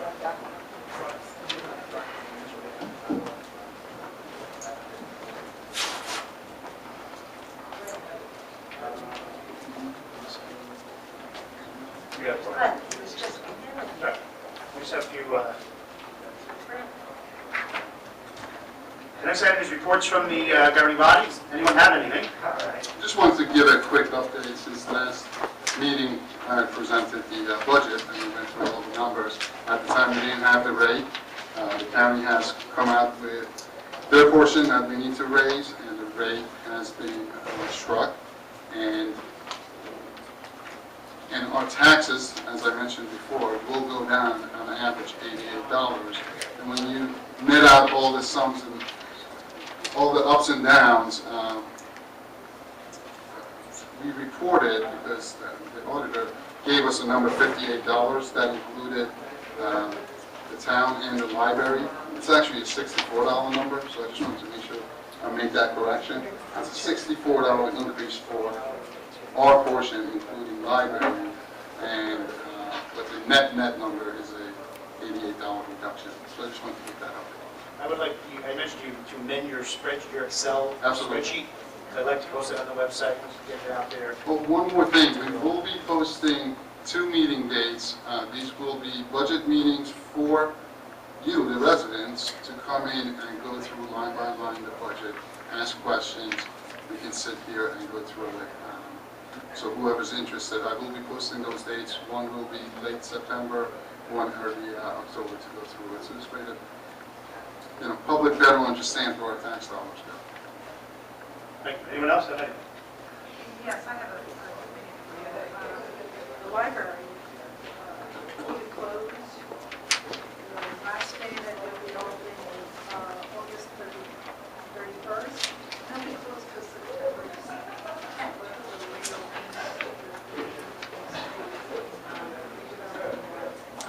The senior center too will be closing for maintenance, right? Senior box. Okay, thank you very much. Does anyone else have anything? This is governing body reports. The only thing I have is Oakwood Lake. We have a $100,000 grant from the county. We had a pre-construction meeting last week. That project is moving along. That was for sidewalks, fishing pier, gardens, walkways, etc. on Oakwood Lake. The water tank painting that has been on the horizon. You have a lot of these things on your list? Okay, I'll let Ted do that. August 25th is River Cleanup, 10 a.m., meeting at Sloan Park. An advertised Pride Day, which is September 25th. The banner has been posted for that. And I'll let Ted get most of the projects that I wanted to review. So that said, first, professional reports. Jane, you have on here the reminder of the 9/11 Candlelight Walk, which will be gathering here at Borough Hall, 7 p.m., walking to Butler Park. Mr. Administrator. I'm currently working on combining the extensive to-do list and trying to get an updated one. I'll have it ready for the next council meeting. This is going to be a long meeting, so I'm just going to stick to the highlights. Currently, the Breland Road infrastructure improvements have been made, drainage and all those conditions. They're going to mill, provided the weather holds, on Friday and pave on Monday. The local roads that were advertised to be resurfaced, Morse Lake Road, Jeffrey Road, Knowles, and Rathman will be done before Labor Day scheduled. As long as the weather doesn't screw us up, will be done. Morse Lake Road will be done, Morse Lakes, the Lake Community roads, if everything goes through, will be completed after Labor Day. The Walter T. Bergen lights will be delivered next Thursday and installed the next week. The tank painting, hopefully the contract will be awarded tonight. Any delay in that will delay that project for sure. We'll start mid-September start. Oakwood Lake walks will commence the week before Labor Day, and the de-snagging is ongoing with our flooding conditions. Thank you. Thank you.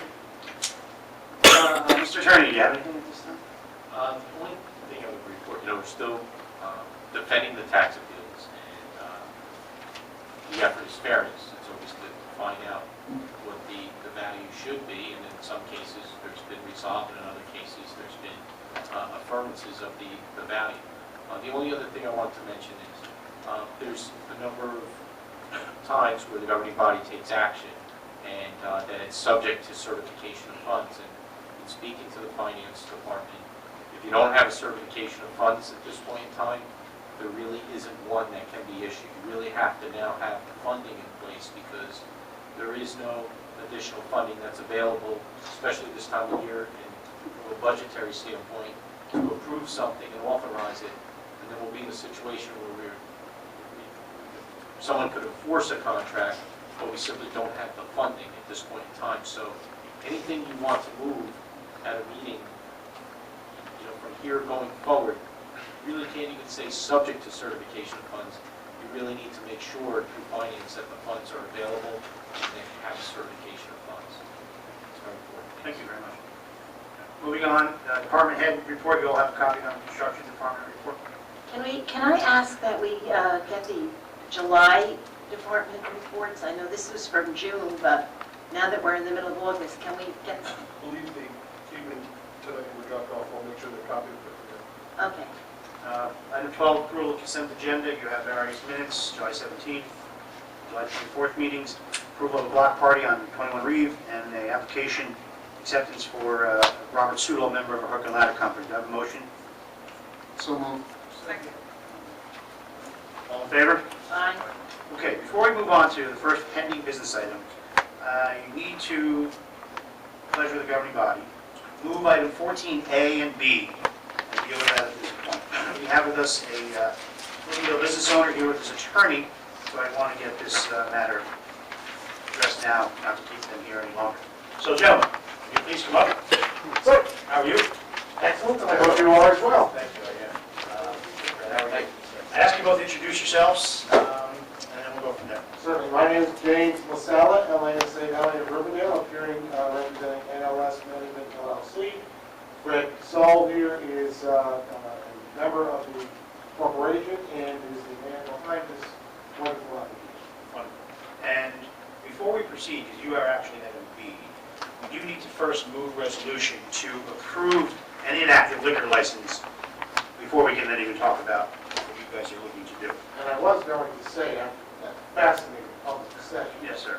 that this is a great kick opportunity to change the whole conversation. Let's talk about beer. Okay, we're on that. So, just indulge me for one moment, gentlemen. I need the governing body to adopt Resolution 2012 8.1, approval of inactive liquor license number listed for the NLS Management LLC. And Jane, just for the record, that was formerly known as, I think that's Ramos. Ramos, yes, sir. that was what is now That was an. Casper's? No. That was the official, Michelangelo, That's long. you're dating yourself. What was it before? Park in. Park in. Building, it's now actually. Right past That's First where it Street. was Okay, originally. so what we're doing, governing body, is approving this inactive license, restoring this inactive license. So moved. Thank you. Second. And any further discussion? And a roll call, please. Councilmembers Conklin, Yes. D'Amato, Yes. Toots. Yes. Schiff. Yes. Shortman. Yes. Yes. Yes. Thank you. Which leads us to item B, which is why these two gentlemen are here. Public hearing on a place-to-place liquor license application. The NSL Management LLC, to now 133, 135, 137 Main Street. Fred, who is a business owner who owns a few buildings on Main Street, the antique store being the one that... 135. 135, and then 133. 133 is a rental, right? Two doors, the next door, 2 doors down. I'm sorry? 2 doors down from the antique store, or next door? Next door. Okay. What I own or which No, what you own? 133 is one down from 135. Correct, okay. Right, with the nail salon in the middle. No. Oh, no, That's the with the nail salon, okay. Yes. That's what I make sure everyone knows where we are. And the antique store, and then 137 Seven. is the old Pizzeria. pizzeria, Abby's, and Martino's, Mamma Mia's, and all that. And Fred has an idea for growth on our Main Street, which entails getting his liquor license transferred to these 3 locations. So I will, Fred, help me here if I'm doing anything correctly, just give the floor to Mr. LaSalle to state the case and what the plans are. Sure. Fred has got this plan of opening essentially a brew pub type of a location. The centerpiece will be the 137 piece of it, that is the pizza place now. But what he is hoping to do is get an approval now for the liquor license signing that will be able to give him a three-step process to expand into each of the buildings. And I'll let him speak to it as well. if you want to do that. One of the questions that Jane indicated we needed to address was the parking.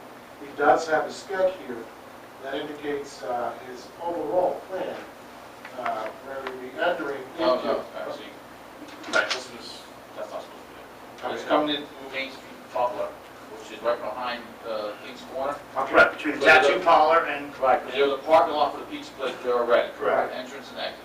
Correct. Okay, now they took the garage down behind the pizza place that was blocking my property. So now there's an opening goes to my parking lot. So it's possible of using Main Street Butler, that parking lot entrance and exit, to go into 133 and 135 Main Street, Bloomingdale. In the back, I have more parking. And plus you have all the Main Street parking as well. Yes, yes. He has something unique there, the most of Main Street, and that is his own parking available on top of what's on Main Street. Okay.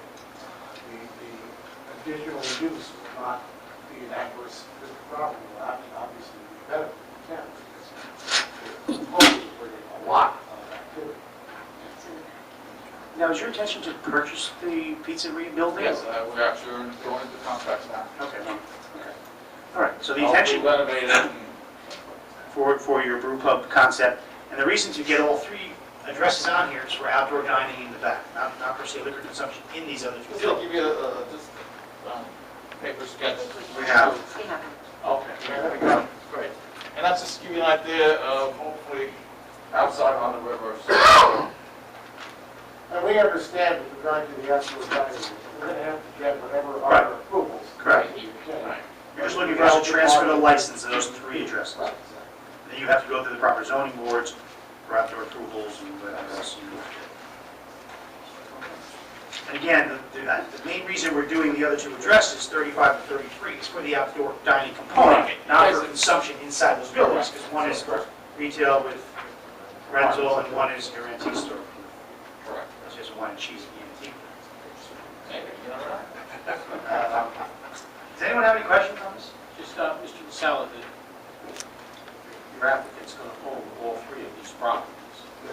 And then would they necessarily be on one lot as it is, or they would be merged? They're actually under different names. The applicant will be operating the business while all three properties, other entities actually own the business. Okay. And so if there was a transfer of the license and the contract fell through, what would then be your position? We would have to come back and reactivate the pilot license. Okay. It's not going to work. We don't anticipate that. There have been long negotiations that are finally coming to an end. We expect to do it in this week. Brett, do you have any other, on the legal side? Now, from legal, I think, as the mayor said, whatever the governing body does tonight, so when they were to approve this, you're fully aware that it does not give you any other rights from a zoning perspective to do whatever you need to do, whatever use you seek to change, all of that. No problem. Does anyone from the governing body have any additional questions or comments? Yeah, this outside seating area that you're showing here, is that an existing concrete pad or? No, it's not. I just give you an idea of what I'm looking to do. Hopefully, They're just I know tables? with the EPA, you got to be so far away from the river and all kinds Right. of stuff. So, we'll see if we can even possibly do it. With that, Mr. Souza still have to go to the planning board for Right. site plan approval on all that, showing us, because there's a parking issue, having enough place for this happening. Does anyone else have any questions? Well, again, I support the transfer. I'm confident it'll go through. These are the kind of catalysts we need to fix our main streets, start somewhere. And your antique store was a great asset. Thank you for being here, the improvements you made there. And I know based on your track record, it'll be a nice improvement here. And it'll be fun to have an old English brew pub on Main Street. So I wish you luck, and I'm going to call for a vote to move resolution 2012 8.2, approval of transfer from NLS Management to 133, 135, 137 Main Street. Do I have a motion? So moved. Second. Second. And a roll call. Councilmembers Demotta. Yes. Toots. Yes. Schiffman. Yes. Shortman. Yes. Yazdi. Yes. Conklin. Yes. Thank you very much. Gentlemen, good luck. Thank Good luck. Thanks.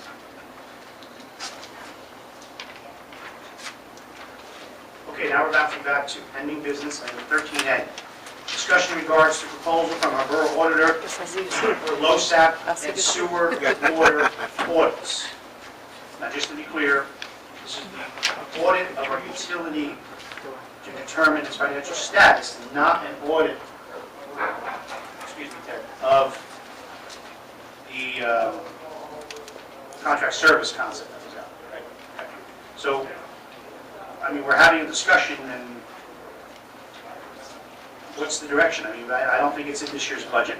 I don't know if the utility is able to fund the sewer and water audit. Again, according to Fred just a moment ago, we can't authorize without certification of funds, as well as the LoSAP. The LoSAP hasn't been audited in a while, and it should be. You all can see the proposals. In order, the cost from Lurch Vinci Higgins to audit the sewer and water utility system is at a fee not to exceed $8,000. And the cost to audit LoSAP is at a fee of $1,500. Mr. Chairman of the budget, this came in after the budget was drafted and adopted. We do not have this money in the budget to... Well, for the LoSAP, because that would be out of the current operating.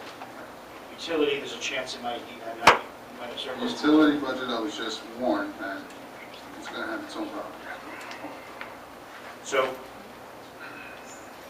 again, no action can be taken here, I just think we need to go Well, back. I'd like to make a motion that we do, through the utility budget, fund the original proposal we received July 19th to audit the, to audit into LoSAP, and I think it should be funded out of the utility. I think it's Well, LoSAP time has to to do do that. with volunteer firemen's pension, so that can't be funded. So, Well, I think that the audit should be funded through the utility, And and it I will would be make, if I you- would make that a motion that we do that. Okay, but our attorney just got through stating, correct me if I'm wrong, we can't do such a thing anymore with, they subject to availability of funds. We need certification.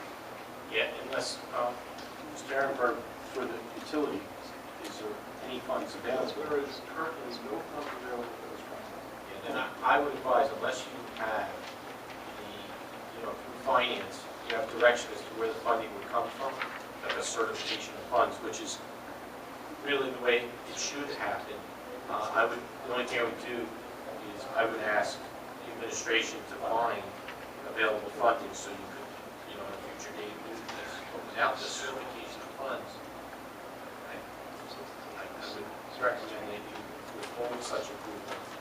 Otherwise, someone could take the issue, you have a contract, you really don't need that. I know in the past, it's been subject to certification of funds, but you've always been able to find the funds.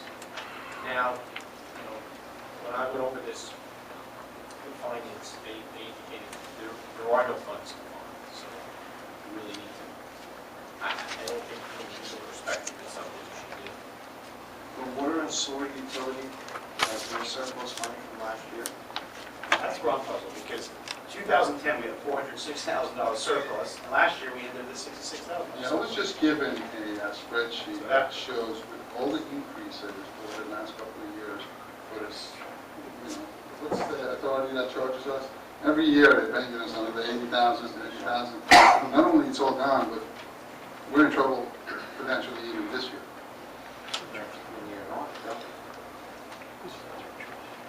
So we spent $8,000 to say, yeah, you're in trouble. Well, that would determine if you need to, How The we get details, not getting correct your ratio. We never raised rates over the last few years. We have some of the highest rates in this county. I agree. Believe me, I'm one of the ratepayers, so I know. But because of that, there's nothing left. I think we have to see the details of what's in the water and sewer budget and find out where we are with it. Based on the information I was given, Well, do you have that information that you can share with us? I Do you have the no, detail, no, a printout? It was some 300,000, and I was not happy with the information coming this late in the process. So, no utility increase this year. Putting aside the utility increase, we're always looking for a source of revenue, we're looking for shared services, and we need to know the details of where this department stands in order to make the decisions we need moving forward. And this was on the agenda last time, and this was not brought up, the condition of the water and sewer I was just department. told about this a week ago. Can we have a committee meeting and sit down and go over this and disperse it to the rest of the council? We can absolutely have that meeting. You know, Definitely. Nicolosi was at the meeting, and he went, What our meeting was CFO that? went through it. His first day here, we were told about this. I was not told I about wasn't it. happy about it, because we just adopted a budget. Right? Did we have a budget committee meeting that we missed? No.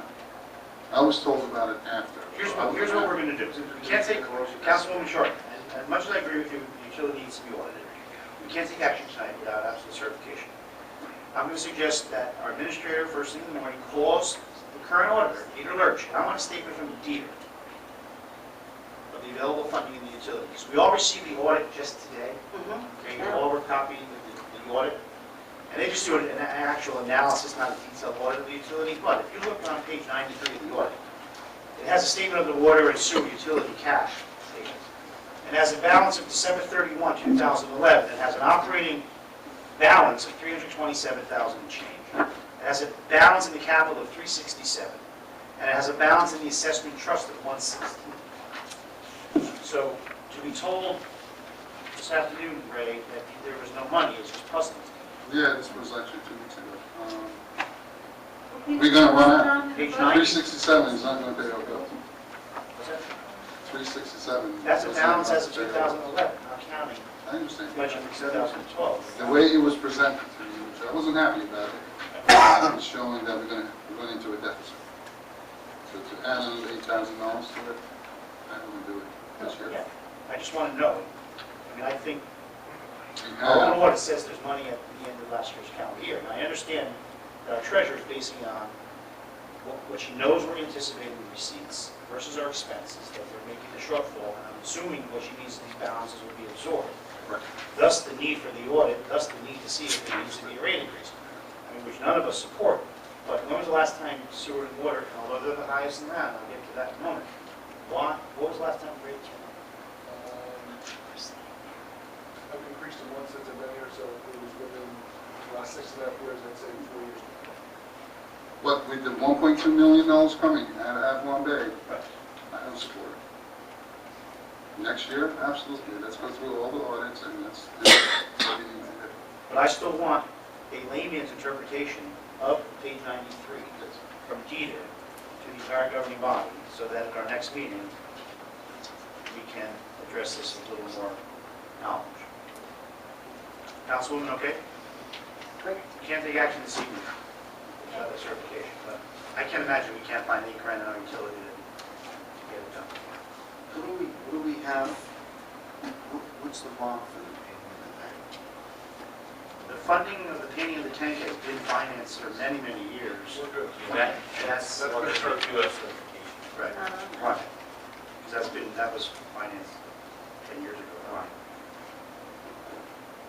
Okay, that's what we're going to do. I'll have the auditor return to page 93 and see where we are. I understand what our treasurer's saying, but and possibly the anticipation, I know until we can certify, and possibly before the end of this calendar year, Avalon Bay may pull some permit fees on the utility aspect, because it can go fund this year. It's $1.2 million in total revenue from utilities. They're going to have to be putting a water line in there. Have to put the water lines in before you put new ones. Correct.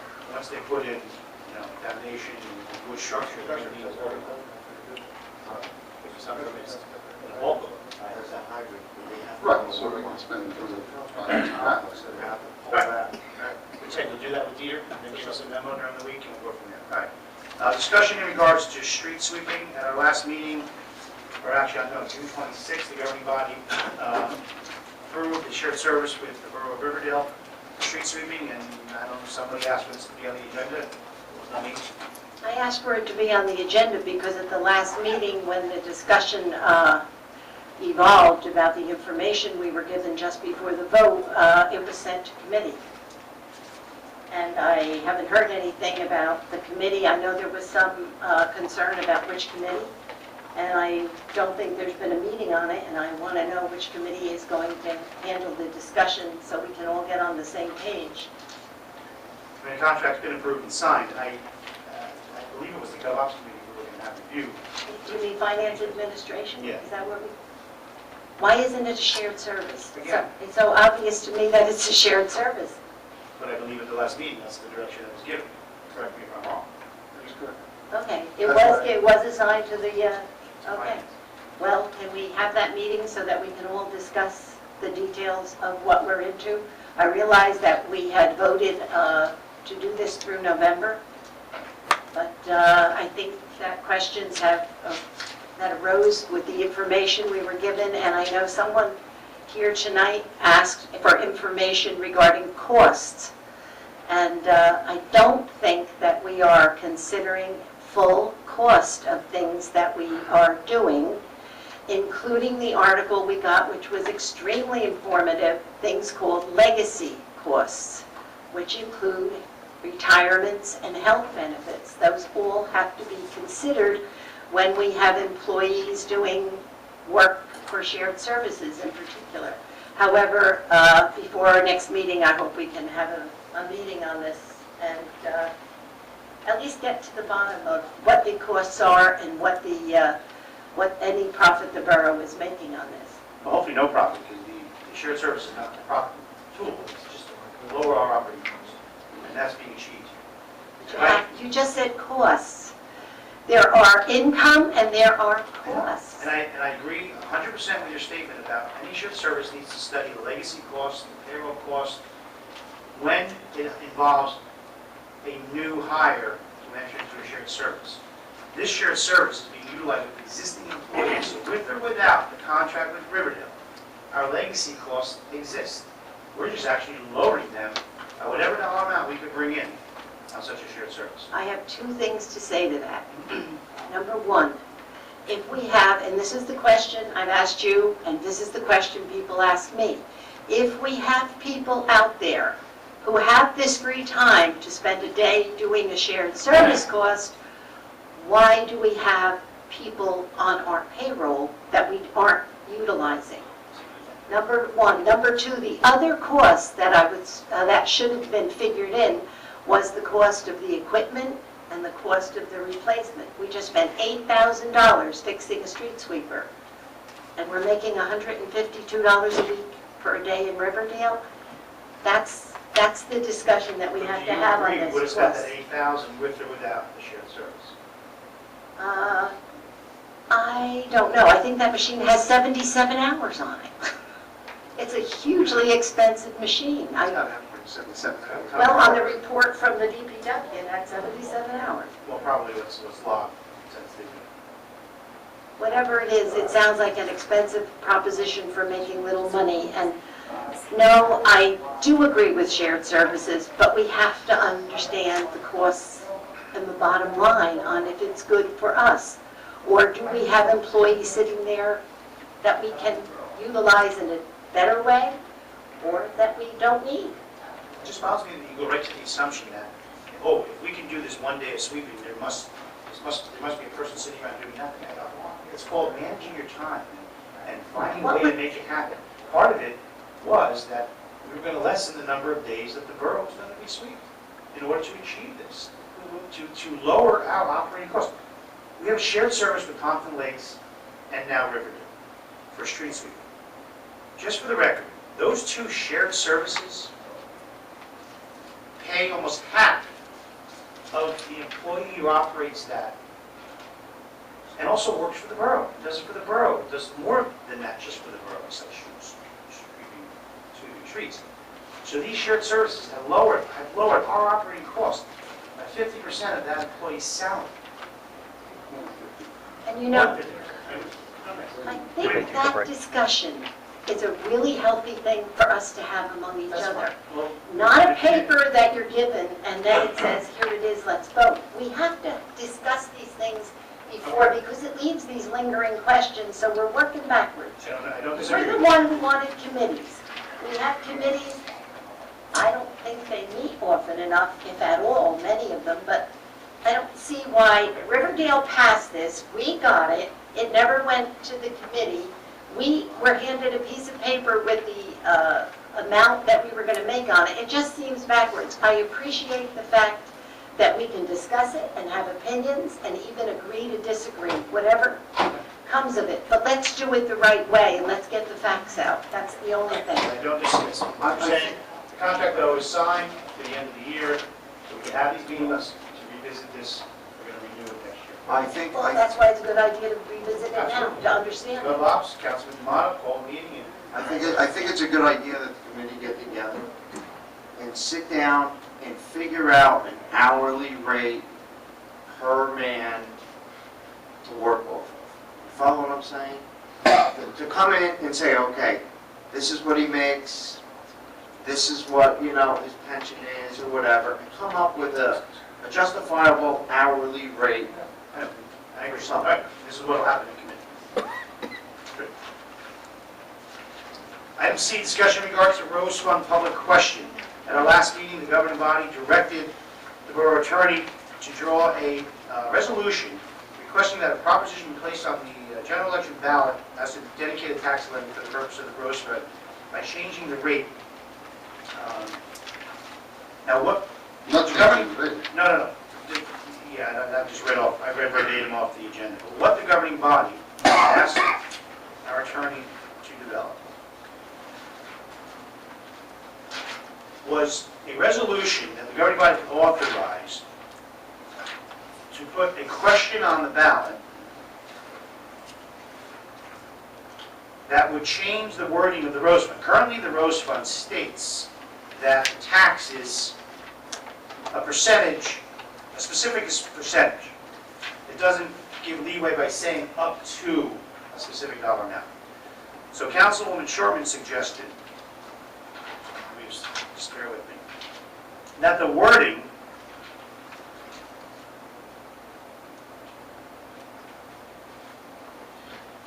reflect, I just got so much other stuff. Here. That the wording in the resolution, thank you.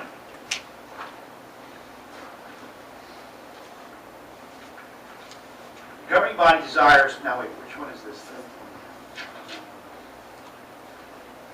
Okay, that's it. The governing body desires to obtain the sentiment of the voters of the Borough of Bloomingdale with respects to amending the Rose Fund tax levy to permit the governing body to determine the appropriate amount of the tax levy in any given year, provided, however, that said tax levy shall be no more than 2 1/2 cents, like it is right now, per $100 of assessed value. So in other words, the way the ordinance is currently written, because the initial question was written that way, is it's a fixed, it's 25 cents per 100 of assessed value of your home. And because of the wording, that cannot be changed without going to referendum.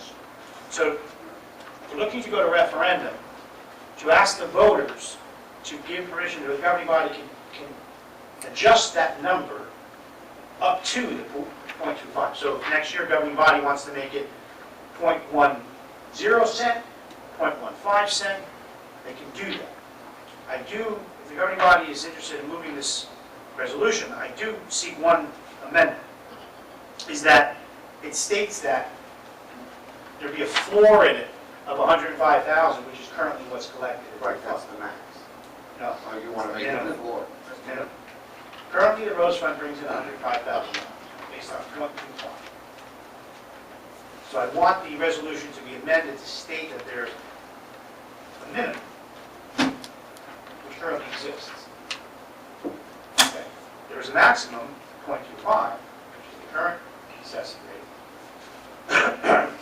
But for governing body to come in and make it 0, for example, one day, would really hurt your funding mechanism on various projects and debt service we have. Well, if the voters of the town voted for something, and then we give ourselves the ability to do away with that vote, Is there anything wrong with that?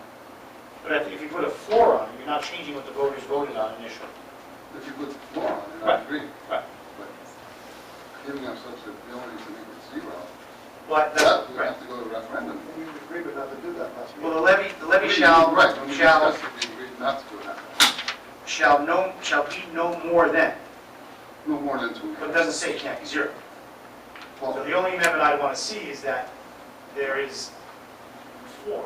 Whatever that number is, you can't even determine what that number is because with revaluations, you know, that number's, if you were to say that number's 1.15, that's what will bring 105,000 in today, you can't really do that because tax appeals could lower that number. So you have to put a dollar amount. That the minimum floor would be the 105,000 that it's always been collected. by the way, the use of this money, right, we didn't exactly just do what we want with it.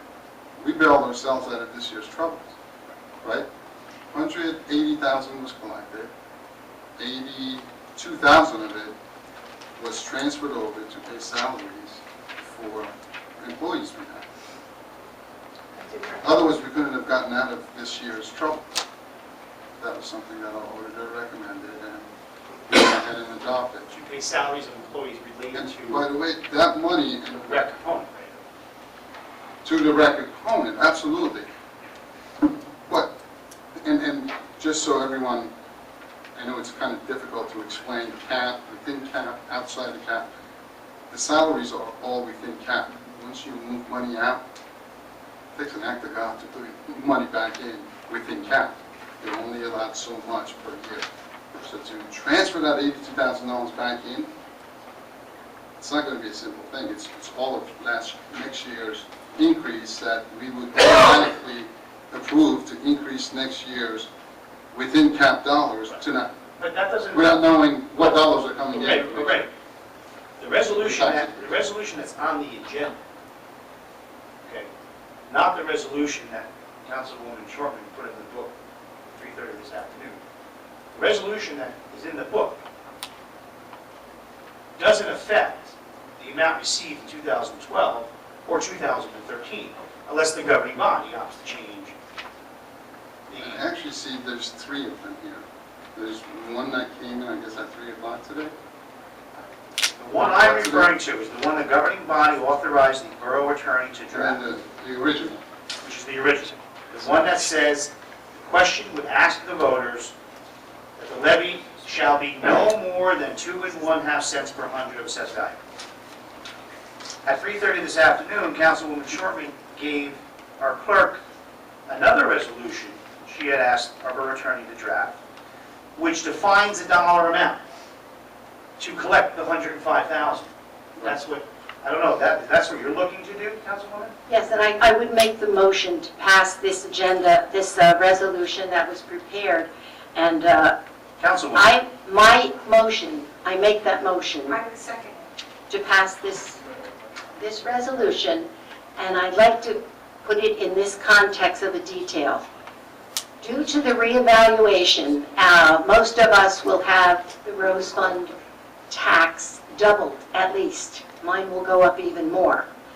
I do believe that we haven't spent any money or committed any funds out of the Rose Fund that were considered to be to that extent. Anything that's presently in the Rose Fund that's been there, the same amount has been there since it was passed in the year 2000. We are committed to spend that $105,000. Presently, this year, we collected $187,000. It's a tax, we all got it, we all will get that increase. My goal in passing this motion is that what the voters voted for in 2000 remain exactly in place so that every year we will still collect that same amount of money. I do not think we should have a tax increase on something we all voted for. I voted for it in 2000. I did not vote to triple it. The reeval has the effect of triggering, doubling, or in some cases tripling the amount you'll pay for the Rose Fund. This resolution that I've just moved will keep, we won't have to worry about any governing body giving 0% or any governing body giving 1% up to 2.5%. Up to 2.5% would not be the intent of the original vote we had for an open space recreation fund. Therefore, this resolution will establish a referendum to be voted on in November, where if there was a yes vote on this, it would just maintain what we already have.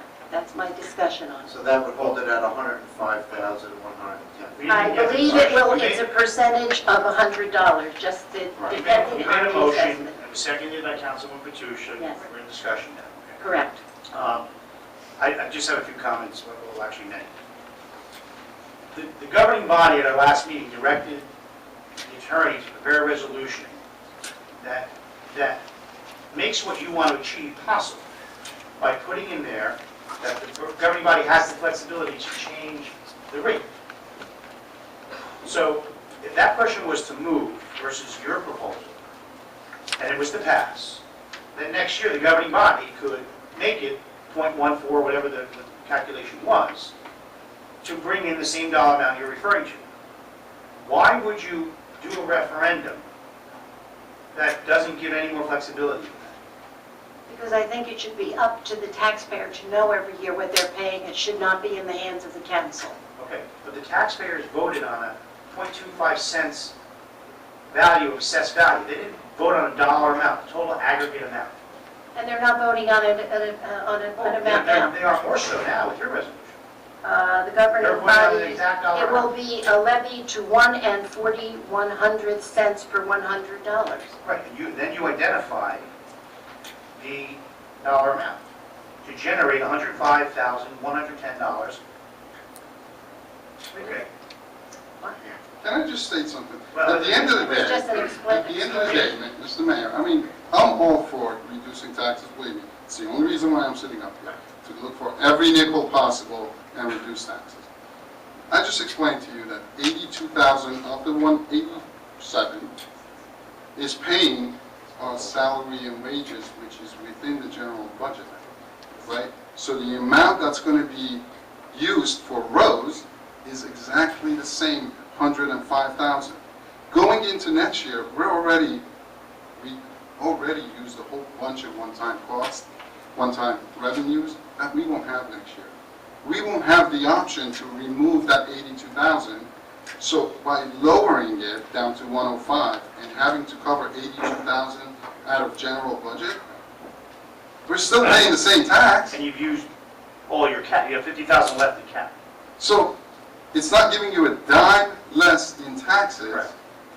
All it's doing, it's handcuffing us, right, to not be able to balance the budget next year and have to resort back to one-time revenues and things that are unnatural, like we had to do this year. Just doesn't make sense. I will, however, support you if you said up to 2.5%, and as soon as we get out of this transition period, I call it, right, we get ourselves out of this financial mess we're in, as well as last year, the governing body passed a $1.8 million new debt. That's going to cost us a whole bunch of money, new tax to all of us. And with the Blue Acres, Well, the bond was for flood mitigation. for flood mitigation, and with the Blue Acres ruling that just passed this year, we voted on it, we're allowed to use Rose money to pay that bond off. So I will support you to bring it back to 105 as soon as we're done paying that bond. Why would we go tax ourselves in this hand and make believe we're cutting taxes in this hand, but in reality, all we're doing is transferring it over? Why? Why are we doing that? First of all, we passed a bond ordinance for flooding, never intending to use the Rose Fund money. That was not a consideration to pay for it. But now that you have It's my advice that, and after reading the Blue Acres amendment to our Rose Fund, that we cannot use it for the flood. Fred, do you have an opinion on that? I thought the vote that I passed for Blue Acres was to allow us the ability to. I'm going to go back and I can issue a formal opinion, but one of the concerns I would have is that Blue Acres was for the acquisition of land or flood mitigation and things of that nature. So I don't know if it expands as far as your bond to say that we would pay for that. I would have to really, there's nothing new on that, it's such new legislation, so, so I'm cautious to say that you can just pay for that. Okay, I appreciate that, but at the end of the day, 82,000 of our costs are being covered there. Whether I take the $82,000 and cover it for costs, for salaries, or refunding our debt, we still got to pay $82,000 a year towards that debt. So if I don't have to cover it, I don't want to double tax myself within the cap. That's the point, right? So if we're going to spend it for salaries, now I got $82,000 I can spend on flooding, on paying back our flooding within the Not cap. going to pay Yeah, back. but you're not gonna have the 82,000 for the employees then. Because we transferred it, Right. yes, you have 82,000. If you No, transfer it back, you're you gonna don't take have the 80. money and put it towards the flooding, No, put that bond. you're missing his point. You're missing the point, right? This year, the governing body agreed and voted to take 82,000 DPW salary and wages that pertain to recreation, okay, justifiable salaries, out of the Rose Fund, which took $82,000 out of the current operating budget that's within our cap. Right. So you pass this resolution, and the voters vote to just definitively limit that money to 105. Then next year, you don't have that $80,000, which means that payroll for DPW now has to go back to current operating budget. Okay? What's our cap's like 130,000, 139,000? 120, 130 call. You've already, now you will, can only, next year's budget can only increase by $50,000. Okay? You've already absorbed 82,000 of your 130 available increase on cap. I mean, your contractual obligations and all that, you see 50,000. Raise points. Okay, you might save the taxpayers $27 by lowering the Rose Fund to 105, but now you're going to take 85,000 and put it into current operating, which is actually about $32. So in essence, this actually costs the taxpayers about $5 more than what the appearance of saving that is. It makes no sense. It makes no sense. And then I would present the position of, we have the light project, which again is already anticipated to be paid with the existing 105, okay?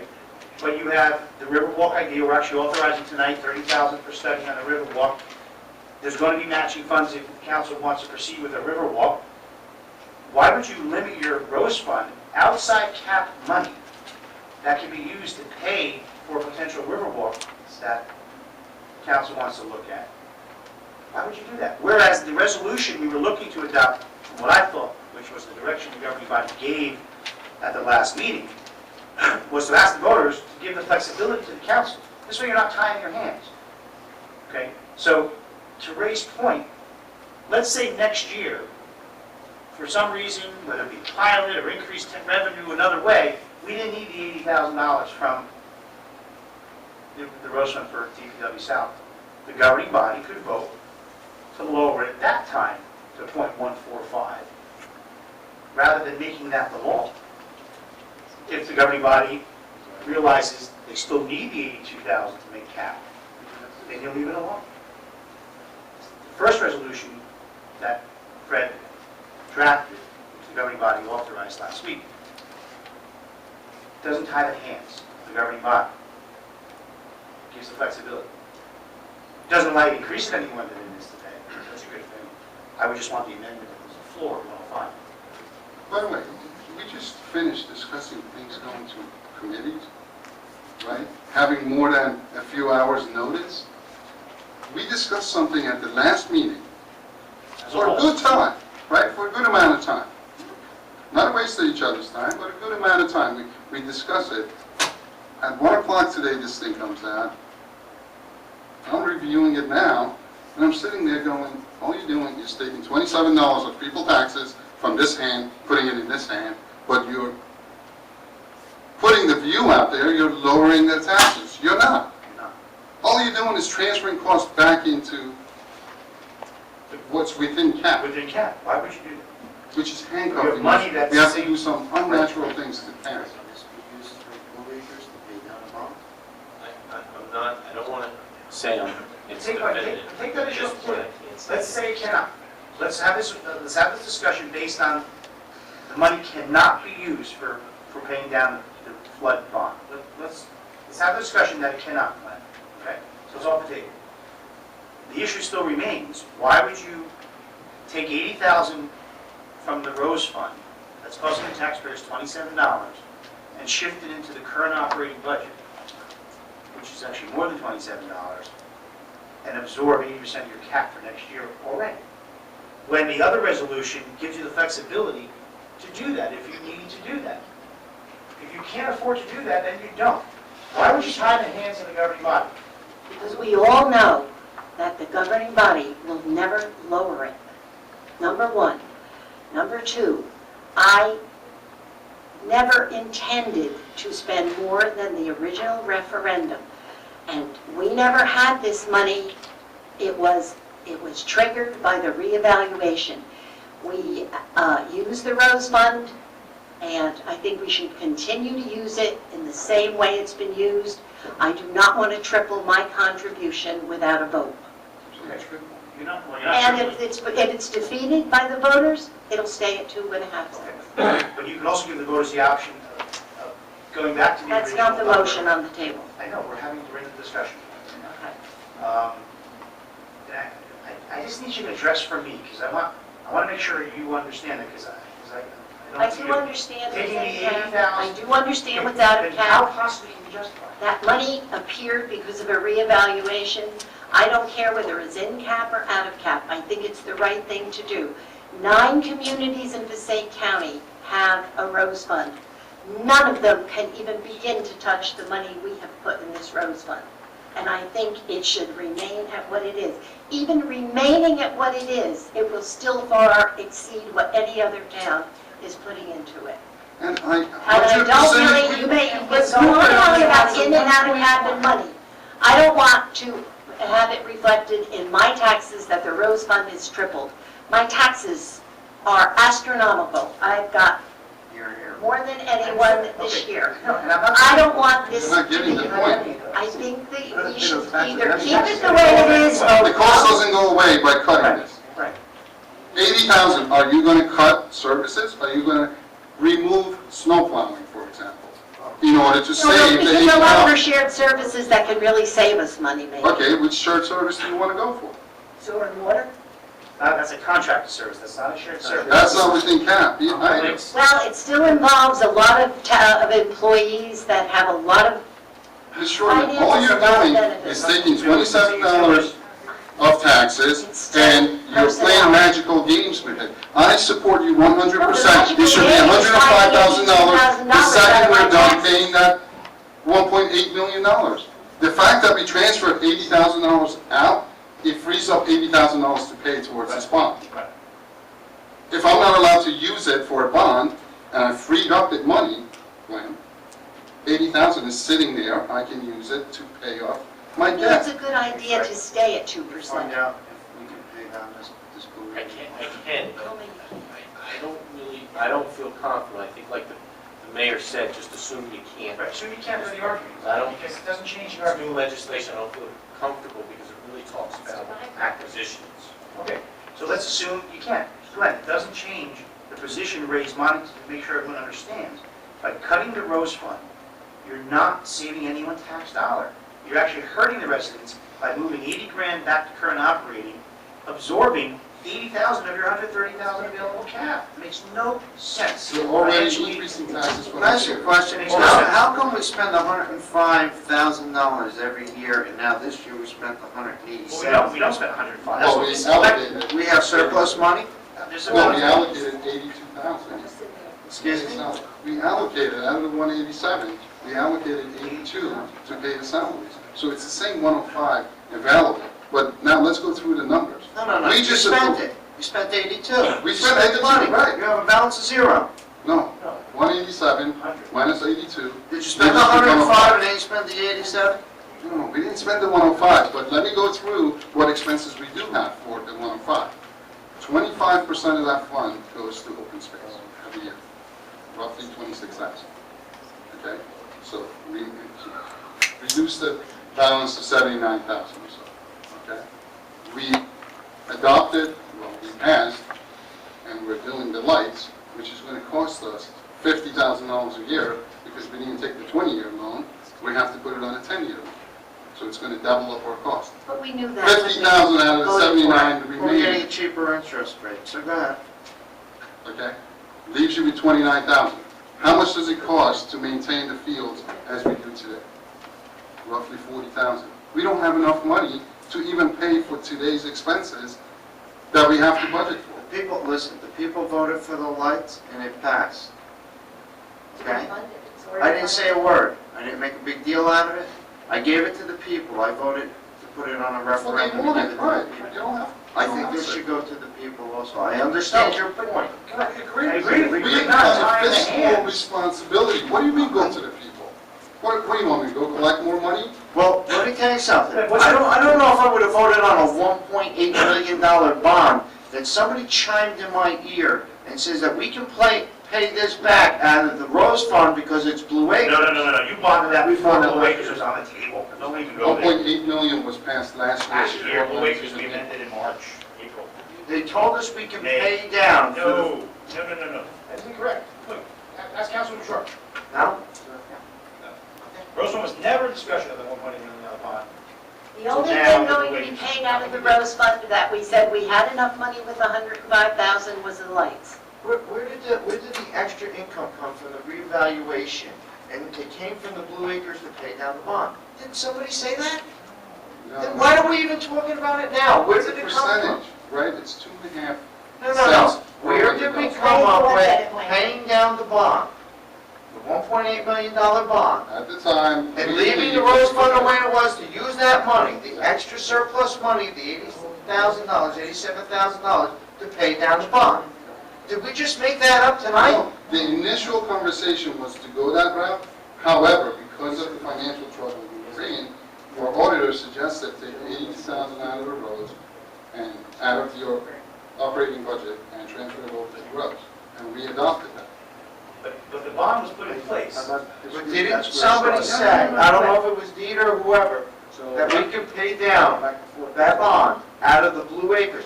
Why did we vote for the Blue Let's Acres? back up. The $1.8 million bond was put in place last year. It was never a discussion. But your comment was, we put it, I would have never voted for it if I knew I couldn't pay the Blue Acres. No, about the Blue Acres bond.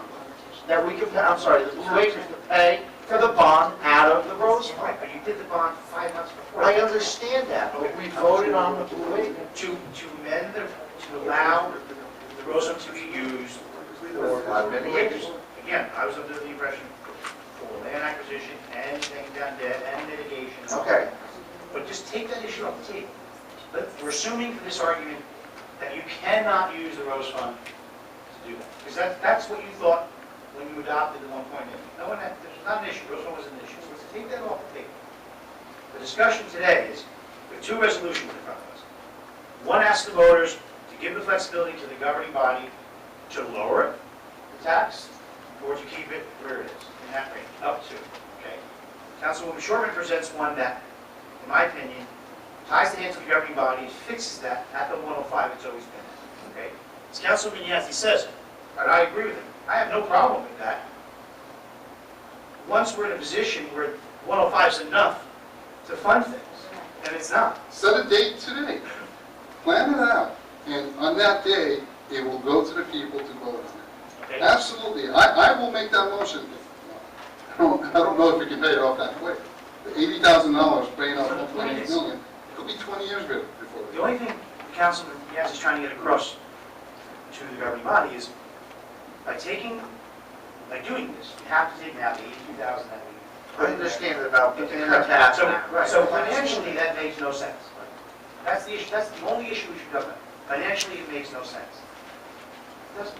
So I'm sorry, I want to say something, I'll defer to you in one moment. So do the one that allows the flexibility. Let's say the voters vote on giving us the flexibility.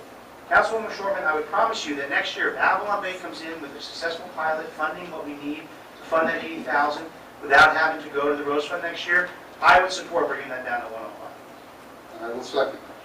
But that's, just a discussion. Ted? You keep saying Ted. Let's get to our budget process. Yeah. Dieter was there, I was there, the budget committee, Mrs. Shortman. Dieter recommended not altering the Rose Fund under any circumstances. And I say this as an independent, because I'm not involved in any of the issues that come with the council. It's the only funding source the borough can guarantee in 2013, because we have zero revenues left. So we need to ration here, because once you do away with or cut that, where are you going to get your money from? Because now you're going to borrow every dime that you have. Dieter said, and I have to put this on the record so there's no misunderstanding when we get down the road later and they go, well, how come we're short?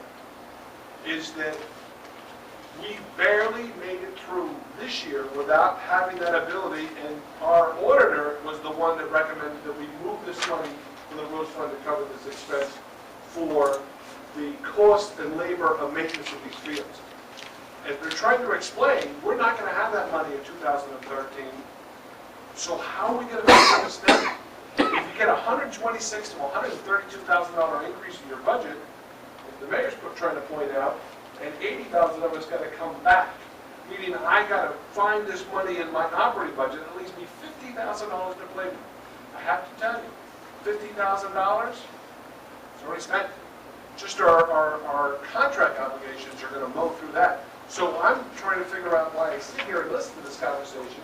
I didn't see this resolution. It came in last minute, which I hear all the time, the same criticism that it came in last minute. I haven't even seen the document until tonight, is how are we going to pay for this in 2013? I get paid to make sure that you folks understand that we're going to run out of money if we don't do something about this. Dieter's comment was, 30 months down the road, 40 months down the road, when you see you're in better shape, by all means trim this. But why would you cut this money? We're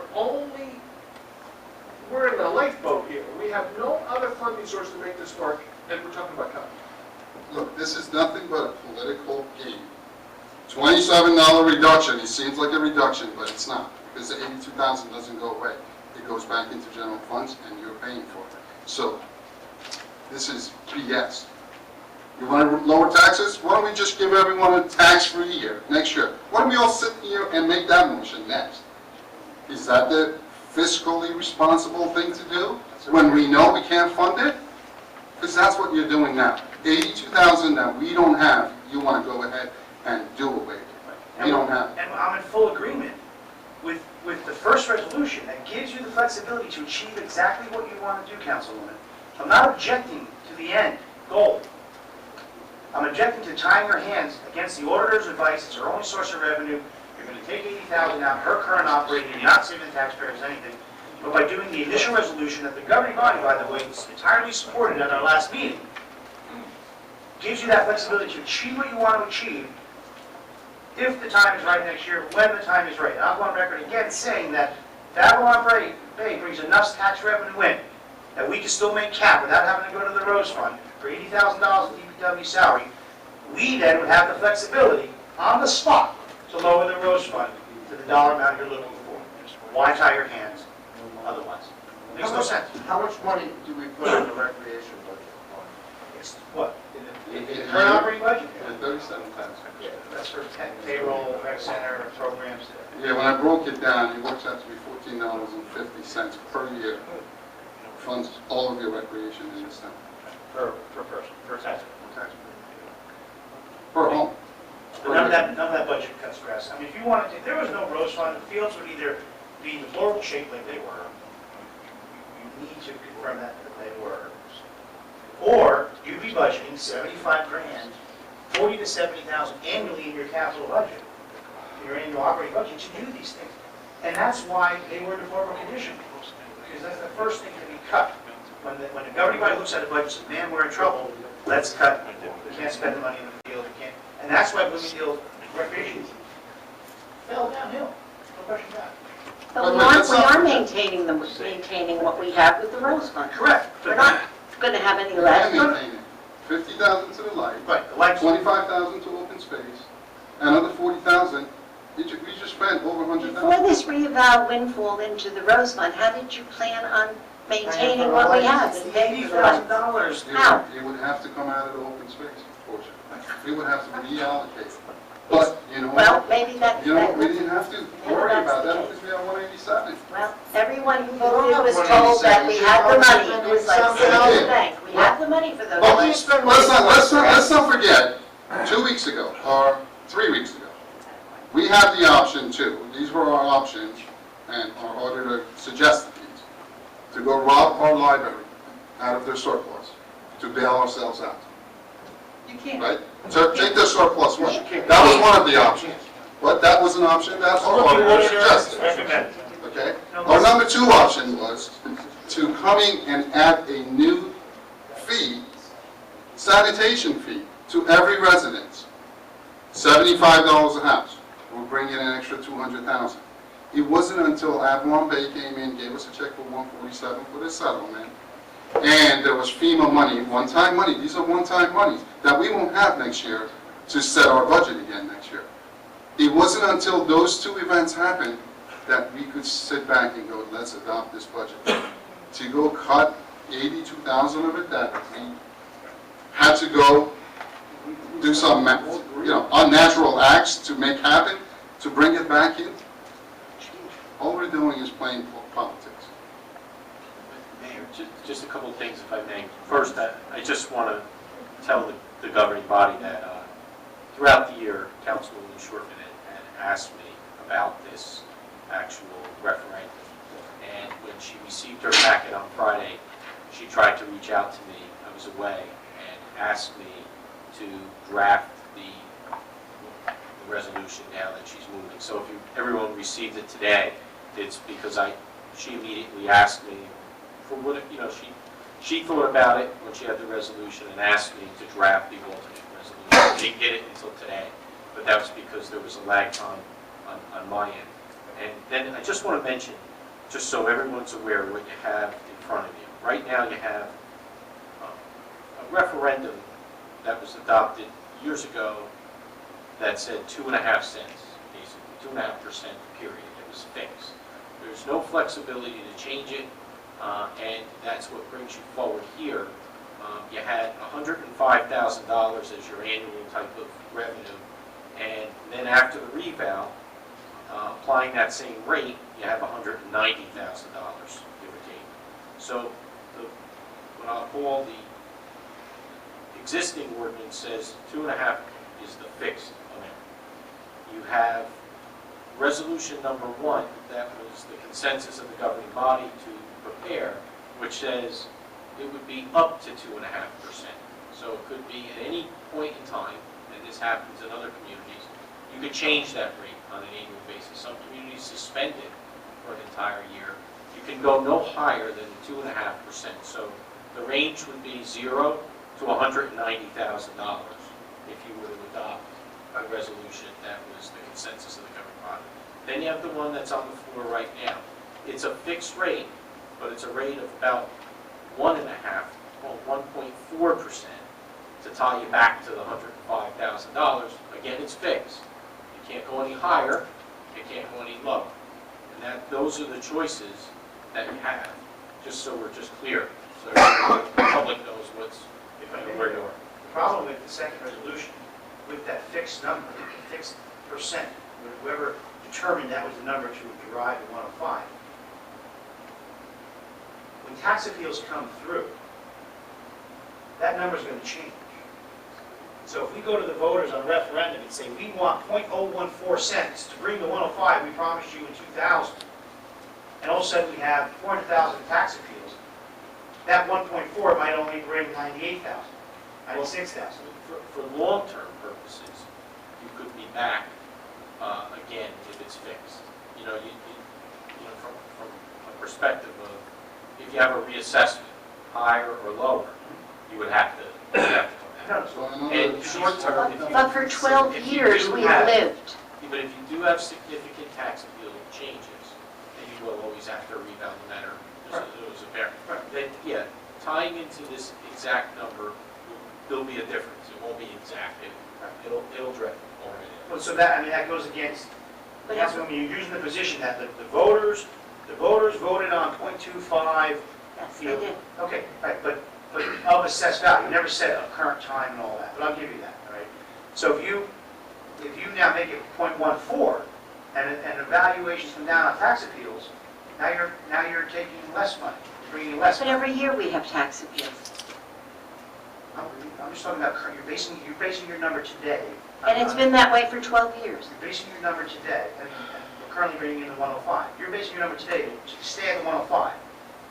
The number you're using, a .014, is that what it is? Yes. Will not bring in 105 1.41 based on the hundred. appeals we're currently facing now in the borough. Well, I have one other issue with this. I don't The believe same, that. the same individual that's looking to spend $30,000 of our county taxes, and she's gonna say it's grant. Well, we pay $82,000 a year to county roads, and we put in for an application for a grant every year. And last year, we put in for an application for bathrooms at Walter T. And Ms. Shortman pushed in another grant request for $30,000 to do a riverwalk study. Okay?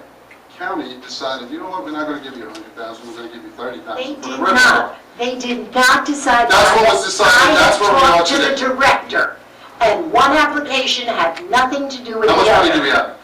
One application had nothing to do with the other. But I think, One has We could have gotten $100,000, one has zero. $30,000. Ray, we could have gotten zero. right, I think right. My point being, Right. $30,000 is not free money. We pay $80,000 a year to have the It right is a to grant. receive We got that $30,000. $80,000 that's not coming So the out same of individual our that's tax, saying, municipal taxes. move $27 out of this hand and put it in this hand, wants to spend $30,000, and how do you plan on funding your Riverwalk if this study says we're gonna have a Riverwalk? Same way you funded all the improvements at the Walter T. Bergen School. The other thing is also, Ray, I also recommend our fields be done in town and not paid for somebody else. That is one thing that bothers me. You're talking about rec and recreation and the fields. Why aren't we doing it? Why are we paying somebody else to do it? Well, because we're still There's your waiting for... cutback. I asked you the same question, you've been sitting on this council for 3 years. Why aren't we Where doing is it? your cutback? You keep hiring and hiring and hiring and hiring. This is We my can do first it year. ourselves. This is We my have first enough year. people. Why aren't we doing it? Because we should be doing it. I agree with that 100%. Then why aren't we pushing for that? We're Why doing aren't it we because- pushing for that? Ray, we're doing it because we're still waiting for a list of equipment from the department. We're still waiting for the licenses. We don't have it. We haven't heard. My point, before we lose My point ourselves. to you, Ray, is we could do it If you wanna ourselves and spend do it without the $30,000 payola. tonight to go do a There's your study. $87,000. Spending 30. We are spending $30,000 to go do a study to potentially spend more money, taxpayer money, Rose money, I don't to get do the a reasoning. pet project of yours, and you want to put us in a handcuff, transferring There's a 27 motion from on this the end floor. to this It end. was We second. paid What did we vote on $30,000 now? for an improvement for this town that isn't sports oriented. You should be ashamed of yourself. Guys, please, just I'm tired. Who are you? Mayor, there's a motion on the floor. Council, It I was have a second. comment. I have a comment, then we'll go. We've been sitting here for almost 45 minutes discussing a topic that we already discussed for 45 minutes at the last meeting. All right? We were all 100% in agreement to have a low end and a high end and have flexibility. We walked out that door and we were in agreement. We come back here, discuss it for another 45 minutes. We do what you're saying, Ted, we do it nice because we do it twice. And we're doing it again. We voted, we talked about it last month, we agreed to do it one way. Let's stick to the plan and get something done and move on to the next issue. Okay? You know what, John, you're right. And that's my same thing I had with shared services with Riverdale. I asked for you to do it that way. Was it done that way? No. Now Linda Shortman is doing the same thing what you guys have done to us. Oh, so it's there's a motion on the floor. Now make it all go home? Motion- Let's do something There's a motion direct. on the floor. It was discussed, it was never voted on. My goal It was is to discussed keep and we it. all agreed upon it. Right, Councilman And DeMond. now I agree that we should not increase the Rose Fund levy. And that's what the vote is. It should stay exactly what it is, and we will be able to pay all the bills that we ever intended to pay out of it. So let's call the And vote. transfer $82,000 Please back. call the vote. We I have don't one need more any more comment. time. Transferring $82,000? To Councilwoman Petrucci's, to Councilman D'Amato's point, at the last meeting, we did all agree, that's why we had this first agenda the day after the meeting, to do the range, not the entire I hand, don't so. think this all been said. Why is it okay for you to change things last second, but yelling at the rest of us because you didn't have enough time to review something that you approved? All right. And again, I think we've explained enough why there's, it's financially irresponsible to do such, just based on the payroll you're going to have to shift next year. We're going to go to vote, I implore the council to vote no, and then I would ask at least, at the very least, to table the discussion if that needs to be the next motion, because this will absolutely devastate next year's budget. Well, I think you have to be informed that we have to do a resolution tonight, or we can't do a referendum. I motion to table. You can't table. You can't motion, there's a motion on the floor. No, motion to table supersedes, but there's not a second. But Mayor, if I could just say one thing. From a standpoint, if you're putting a question out to the public, if I might just say, I think it would be in the governing body's interest. Number one, you really have to decide this tonight to make sure you get a referendum up to the county and it gets on the ballot.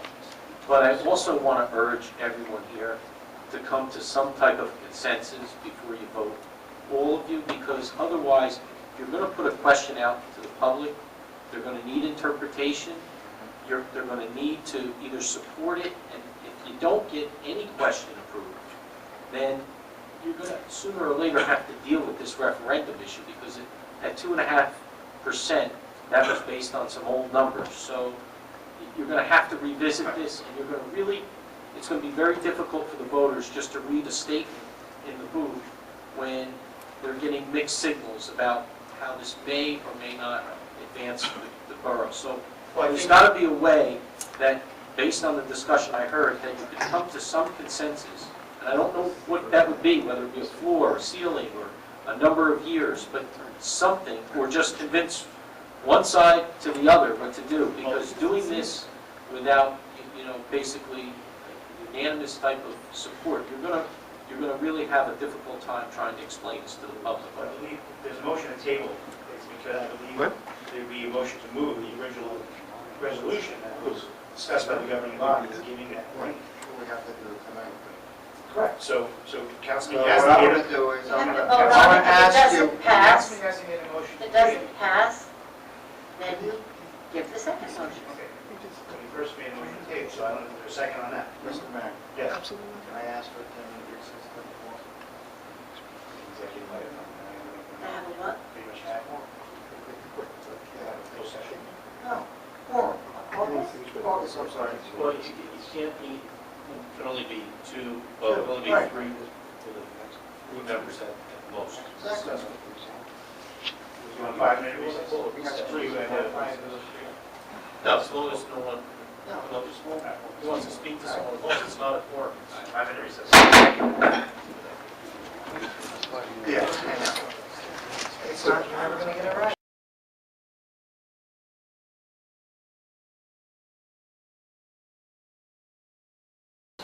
Okay, there was a motion on the table by Councilman Yazdi to table the motion. Was there a second on that? Second. When's the table to, what date, what specific date? Because you really need to adopt, if you're going to adopt a resolution for a referendum, you need to do it tonight, so. Well, I think the motion was to table, and if the table passes, then Councilman Yazdi will most likely make a motion to move the initial one Councilman agreed on I last. want to discuss. Would this be a table for the resolution later in the meeting, a date? They really should have. Immediately following the vote. Okay, so later in the meeting.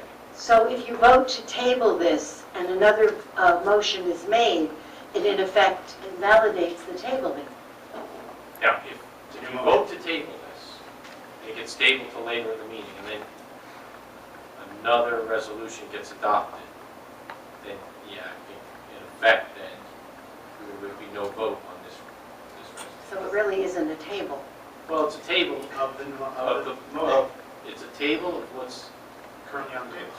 out on the floor right now, and that's the resolution that you need. So that's really what's being requested. So there was a second on that. So this is a motion to table the motion was Oh, the, you had a first and a second. Oh, no. right, but the motion table. Table, so we just have to vote So you gotta vote on that. the table, the All right. motion to table. Roll call to table. Councilmembers Patouche, To table it? No. Schiffman, Now, Shortman, No. Yasti, Yes. Conklin. No. Tomato. Yes. Okay, now there's a motion on the table to introduce the resolution that caps the Rose Fund at .0141 and for the governing body not to tie the hands and hurt next year's budget. It doesn't cap it, fixes. It doesn't cap it. Fixes the rate at that dollar amount, at that percent. And what? Could we please have the motion? Well, Could we this is please the discussion vote? part. now, so. Point of order, Call the question. point of order, call the question. Just vote. Resume back. Resume back. Motion. Roll call. This is 8.3. This is resolution number 2.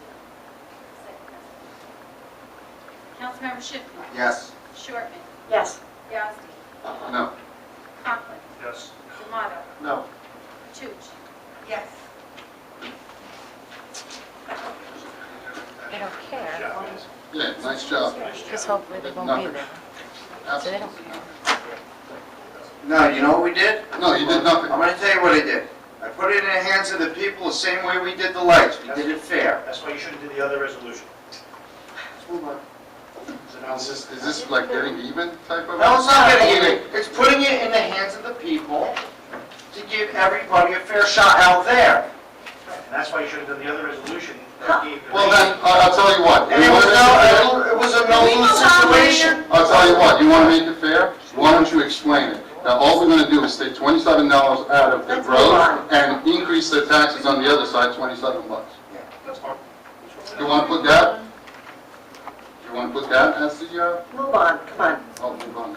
So, you don't want to do it fair? It's done. You want to Move on. make believe that we're lowering taxes when we're really not. All we did was we increased. We're not lowering taxes. It's not Stop lowering extending. taxes. No one ever said that. Thank you. I love that. You are lowering what's considered to be 187 down to 105. Let's have another recess. This Rose Fund has been the biggest scam with this town ever since I've lived here. That scam bailed you out of not having to tax the people. It's The tax. sanitation fee this year, like your auditor was suggesting. Right. Mayor, would you please get the meeting back on track? It's the same thing.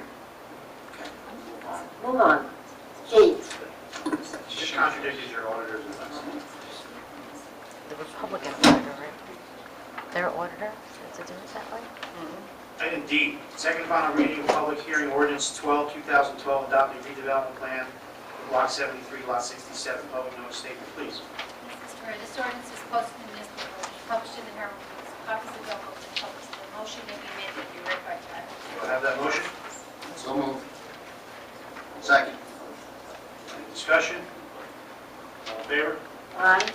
Ordinance of the Borough of Bloomingdale, County of Passaic, State of New Jersey, adopting a redevelopment plan for property known and designated as Block 73, Lot 67 on the official tax map of the Borough of Bloomingdale. We can't hear you. We can't hear you. I need a motion to open public hearing. So moved. This is on. Roll call. All in favor? Aye. Anyone wishing to speak to ordinance 12, 2012? Please come up, state your name and address for the record. This is the redevelopment. This is for redevelopment. Seeing no one, motion to close. So moved. Second. All in favor? Aye. Motion to adopt ordinance 12, 2012. So moved. Need a second? Second. Discussion? Roll call, please. Councilmember Shortman. Yes. Yasti. Yes. Conklin. Yes. Tomato. Yes. Patouche. Schiffman. Now. Second and final reading of public hearing ordinance 13, 2012, appropriating $30,000 for county open space grant. Public notice statement, please. Yes, Mr. Mayor, this ordinance was posted in the municipal building, published in the Herald News, copies available to the public, and a motion may be made that be read by title. Who makes that motion? So moved. Second. All in favor? Aye. An ordinance of the Borough of Bloomingdale appropriating $30,000 for the County of Passaic Open Space Grant. Need a motion to open public hearing? So moved. Second. Any motion to speak to ordinance 13, 2012? Mr. Knopf, stating the address of the record.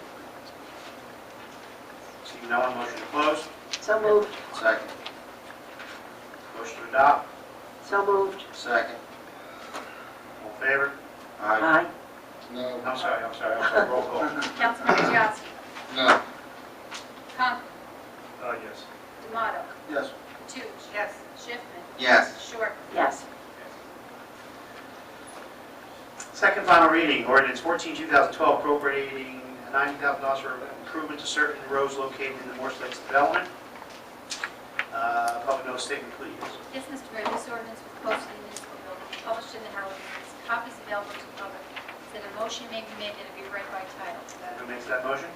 So moved. Second. Any discussion? I have a question.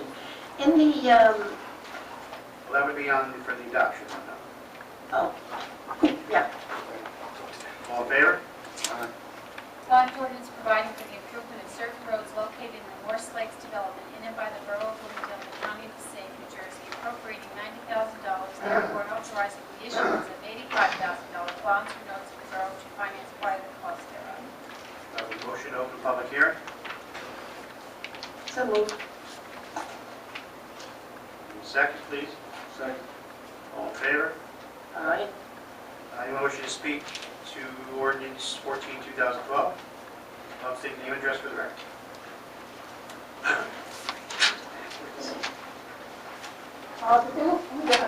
The down payment of $5,000, did that come from borough funds? So it is coming from Morse Lakes? Okay. Anyone else? Seeing no one, motion to close. So moved. Second. All in favor? Aye. Motion to adopt. So moved. Second. Any discussion? I just have a question. In this ordinance, it says that the total cost will be paid by the borough in accordance with an agreement entered into. Is there an agreement of it that we've entered into now? Is there a paperwork agreement available? No, I conferred with bond counsel, and I put together a draft agreement, that which will need the association to sign and the borough to sign as well. But the agreement will be structured by way of the fact that the association would be responsible to reimburse the borough for all costs. Would that be, because this is a 10-year bond, would that be so much every year that Yes. they would be paying? It would be consistent with the repayment terms of the bond, basically. And if we vote for this tonight, we will be bound by that agreement, or will No, that? it'll be a condition, though, that the agreement has to be executed in order to go forward. Do we vote on that execution? How is that agreement You decided? would, because ultimately, I mean, you vote on the agreement, but, provided that the terms are consistent with this, you'd be bound by the adopted bond, but you certainly could vote on the agreement. Technically needs to be ratified, but by voting on this bond tonight, I want to make it clear that you would be, basically, provided the terms are reasonable, you'd be compelled to go forward with the agreement. And will you work that agreement out? I've already drafted the agreement, and I'm just trying to get a contact at the association to get it to their attorney, and then I'll get it back with any comments to go forward. Roll call. Councilmembers Conklin, Yes. D'Amato, Yes. Toots. Yes. Schiffman. Recuse? Short. Yes.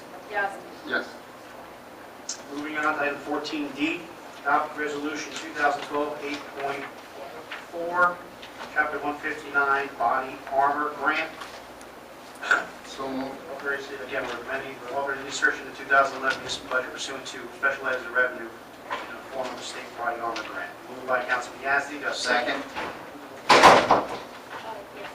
Any discussion? I'm sorry. Any further discussion? Roll call. Councilmembers D'Amato, Yes. Toots. Yes. Schiffman. Yes. Shortman. Yes. Yasi. Yes. Conklin. Yes. Resolution 2012-8.5, payment of county taxes.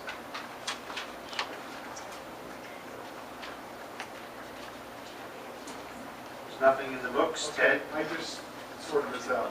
The county tax for August is $1,226,768.65.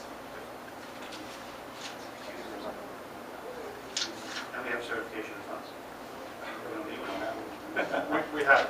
The other part of this is the open space component. I don't know if that's all in the same resolution or County tax. not. Okay. That figure is $17,609.06. And then I have the JIF one when we get there.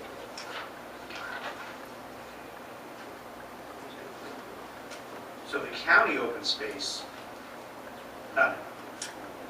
I'm fine with this, but, why is this coming in outside of the deliveries? It had to be paid, the last, just for the record, the last time this came in, these bills came in, we didn't have enough tax dollars in to cover our balance. So the money is in there now, she can certify these funds, we can pay this now, but these bills have to be paid by August 15th to include our JIF bill. I'll make that motion. Yes, pay. Second. Got no Any choice. discussion? Now, what was the amount again, Tim? It's 1/4 of the county tax. I know, I don't want to... The county tax is $1,226,768.65. The open space is $17,609.06. There's a motion, there's a second, any discussion? I just have to ask. Councilman Schwartz. No answer. The county's open space tax, which the voters voted on, was based on the time it was voted on. And has there been a whole county reval? We've had a reval in Bloomingdale, which affects the amount we pay the county. I think Did we we should, argue that? I think maybe we should contact our freeholders on that issue and maybe ask them to revisit it too. It's not a bad suggestion. Well, I'd ask you to do that because it seems to be your initiative. I think I will. Why don't we give back the 30 cents and show good faith? Well, It's $30,000. You've spent $200,000 on meals and you absolutely Here comes the study. denied me $30,000 to do something good. Roll call. Councilmember Toots. Paying the bills, Joanne. Toots. Schiffman. Yes. Shortman. Yes. Yasti. Yes. Conklin. Yes. Demoto. Yes. Resolution 2012-8.6, payment of the Morris County JIF. I have it. Not your book. Okay, the JIF payment is $122,098.07. Must also be paid by August 15th. Okay, now these are our insurance, this is our insurance premium bill, and just for the public, the reason these items are here, we change our meeting schedule so often, and we didn't have the opportunity to put the bills, the entire bills list on this agenda. There are these two items that have to be paid prior to us having a special meeting to pay our other municipal obligations. So these are why these have to be put on this evening. That is our insurance premium, or portion thereof. Did I get a motion on that? So moved. Second. Any further discussion? Roll call. Councilmember Schiffman. Yes. Shortman. Yes. Yasti. Yes. Conklin. Yes. Demoto. Yes. Toots. Resolution 2012-8.7, we're going to award contract for Alpine Painting and Sandblasting in the amount of $261,950 for painting, finally, after who knows how many years, the water tank. I think you're 19. 19 years. I guess the good thing about delaying is that number's come down quite a bit, right? Do I have that motion, please? So moved. Second. Any further discussion? Roll call. Councilmember Shortman. Yes. Yasti. Yes. Conklin. Yes. Demoto. Yes. Toots. Yes. Schiffman. Yes. Just so the public knows, actually, the bids range from that amount to $596,000. Resolution 212-8.8, tax title lien 10-00023. Need a motion? So moved. Second. Any further discussion? Just so everyone knows, we're tax title lien certificate in the amount of $5,100 on your book. Roll call. Councilmembers Yossi. Yes. Conklin. Yes. Tomato. Yes. Toots. Schiffman. Yes. Short. Yes. And then we need 2012 8.9, cancellation tax title lien 110011 in the amount of $8,000. So moved. Second. Further discussion? Again, just for the public, these are just tax liens that have been satisfied. With 8,000. 8,000. I was thinking about the money, we got to fund the issue. Roll call. Councilmembers Conklin. Yes. Tomato. Yes. Toots. Schiffman. Yes. Short. Yes. Yossi. Yes. Introduction, sorry. Conklin.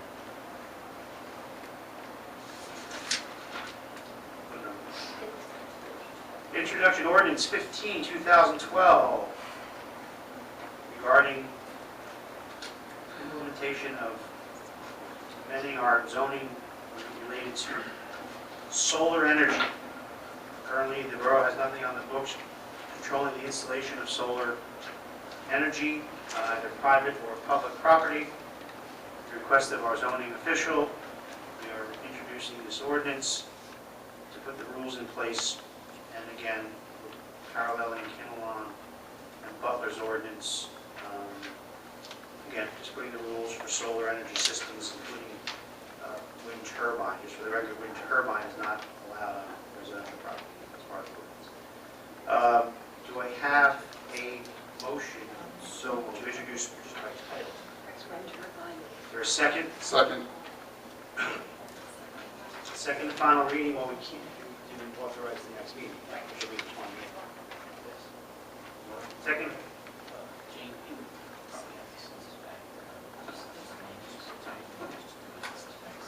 Okay. So I don't know when they read that. All right, so second and final reading. Third. 17. Okay. 17.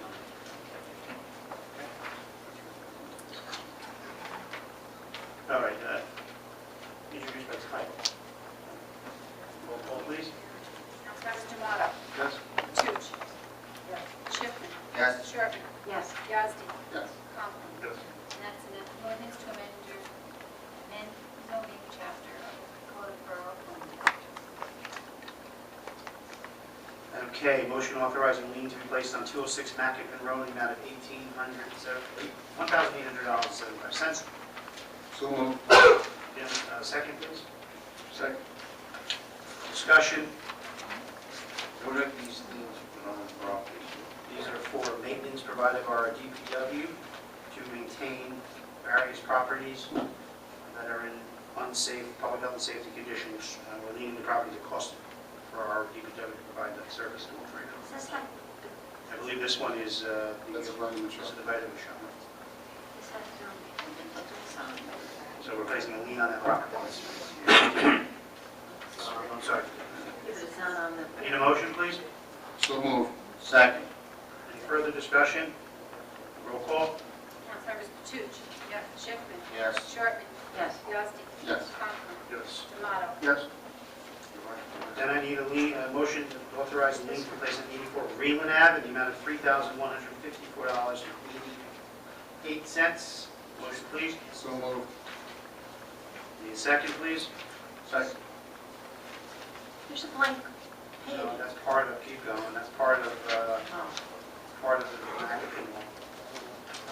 I'm sorry, did I get a second? Roll call, please. Councilmember Schiffman. Yes. Shortman. Yes. Yossi. Yes. Conklin. Yes. Tomato. Yes. Toots. Yes.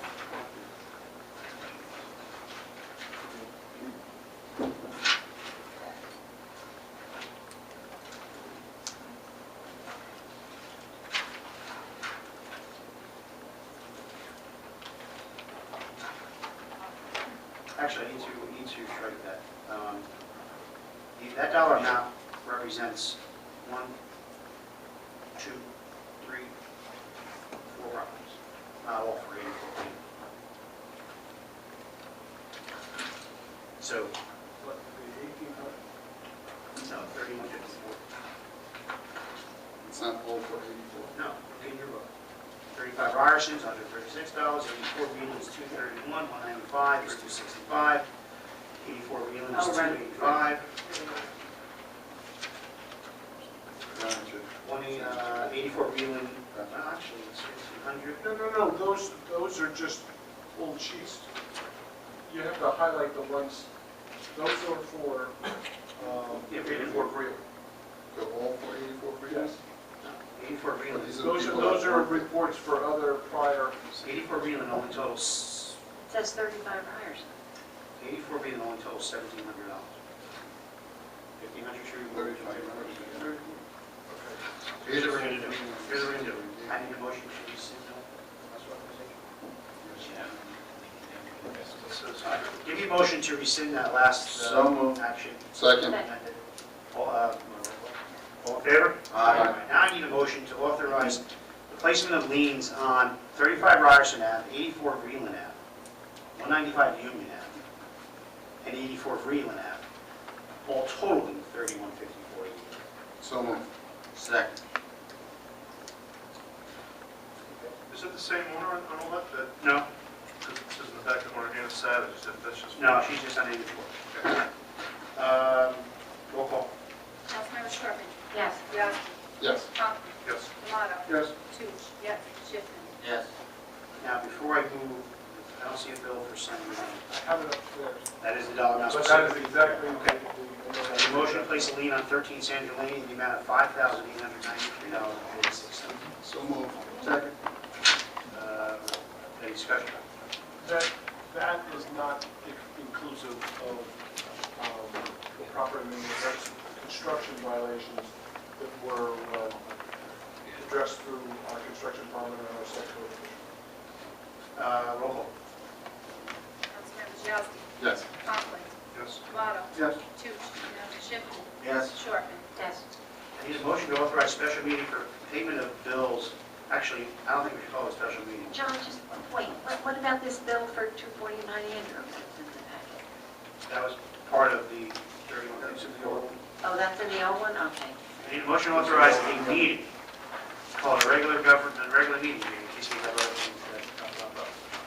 Regular special, it's specific to what we have. We already added, we didn't add second one, we might have a pilot. We just say regular meeting. Regular meetings will be scheduled, annually, so. I just don't want to call it special, we limit it to what we could. You could always, Put them on the agenda, Mr. Wilson. here, you could authorize a special meeting list, prior to the meeting. In doing this, you authorize the clerk to list whatever topics that she's. Need authorization for a special meeting, which we will have on August 28th, 7 p.m. Need that motion, please? Do we have enough people for a quorum for that day? I will not be here. 28th. Rick, can you just look at that calendar? Make sure I will that's- not be here either. Then you're going to do it in the morning or? There's nothing. Nothing? Okay, thank you. No, I will be here, sorry, take that back. Anybody else not? Just me?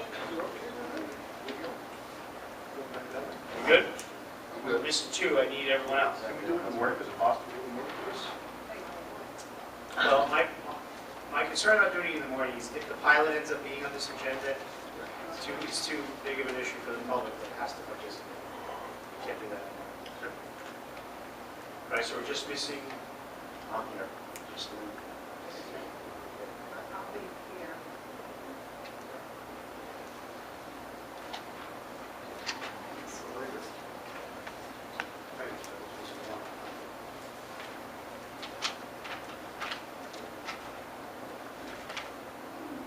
Okay, 28th, we got a form. Missing, do I have, did I get a motion? No. Can I have a motion, please? So moved. Second. And that will be a special meeting?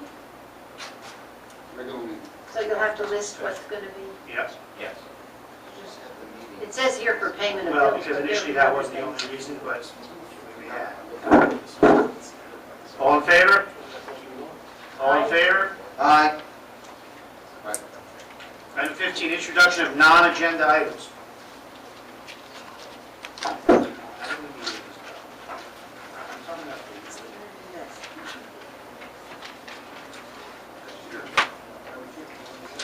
Got 18%.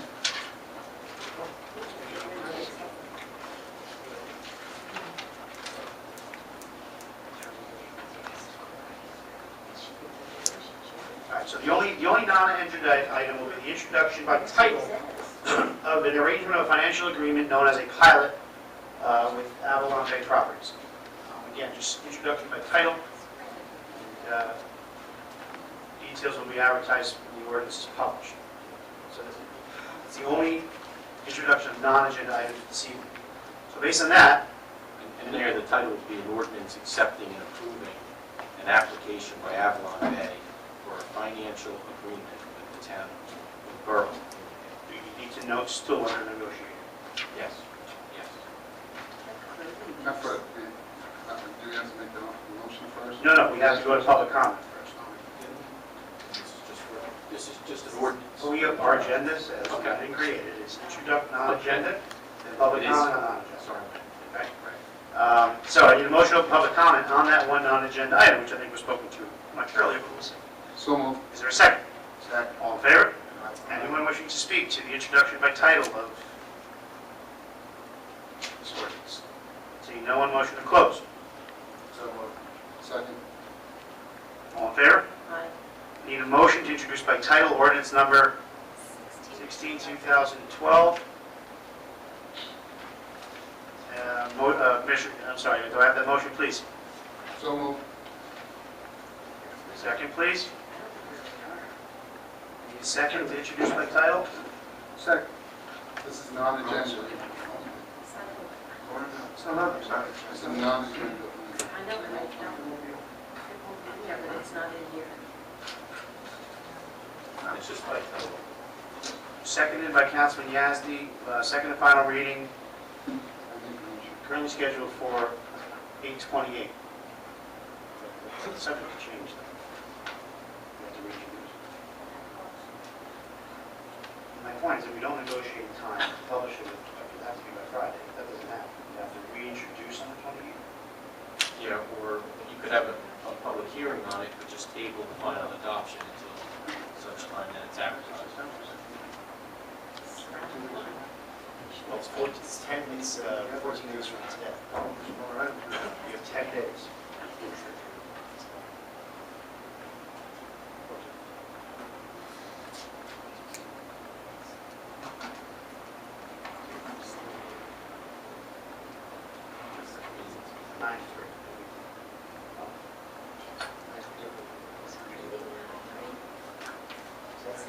Labor Day, the 11th and the 25th. No, it's not 11.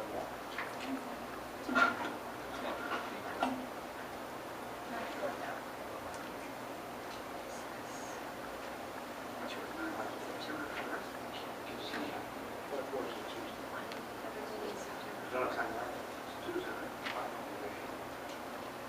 But it's the 11th and the 25th. Okay, so again, so we have a second by D'Amato, second and final reading, September 4th, ladies and gentlemen,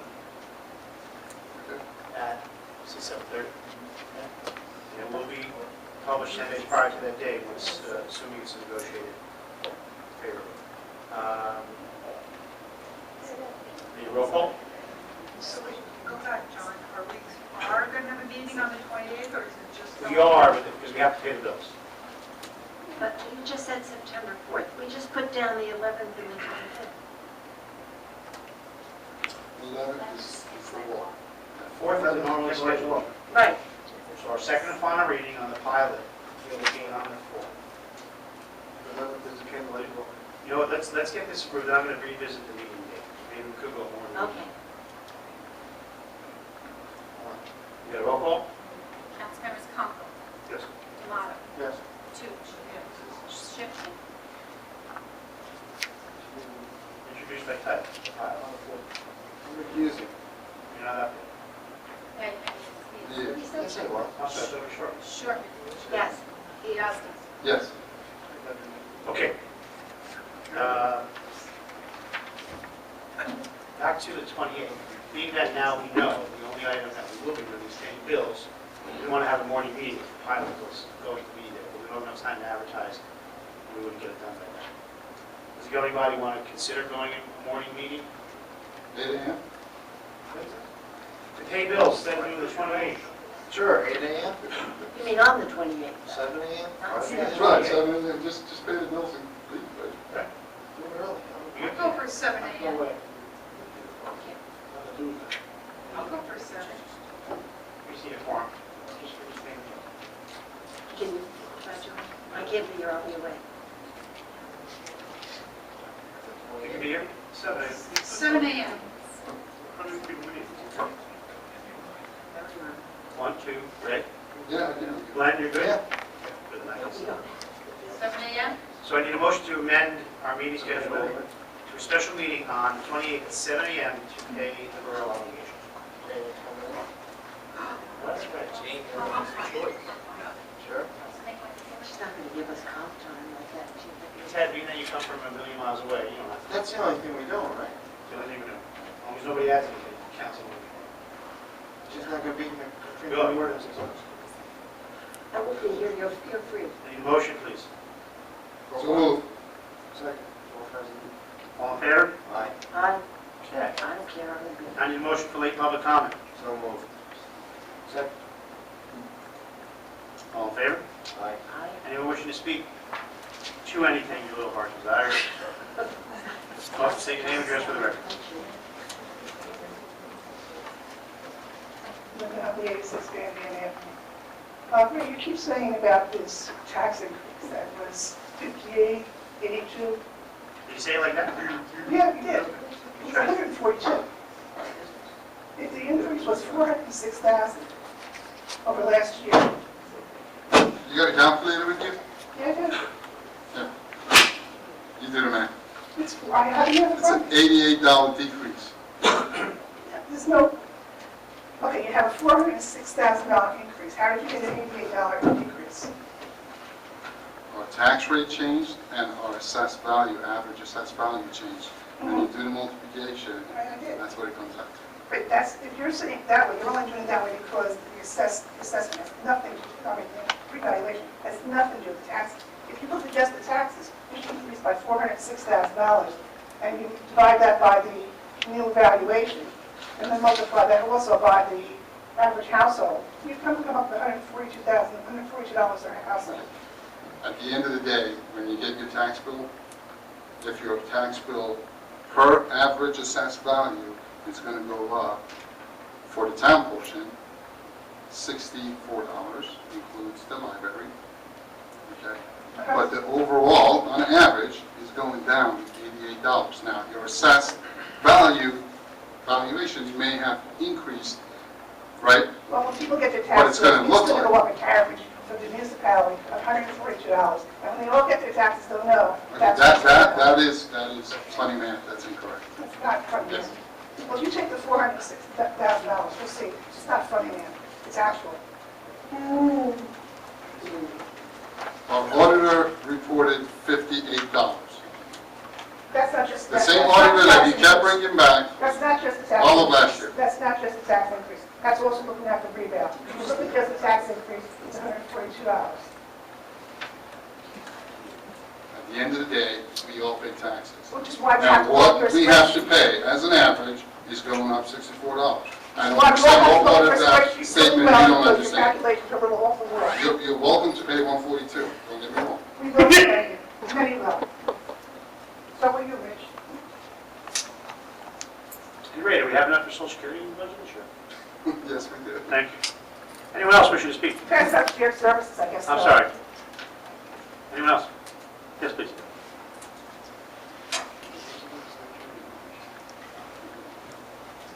Hello.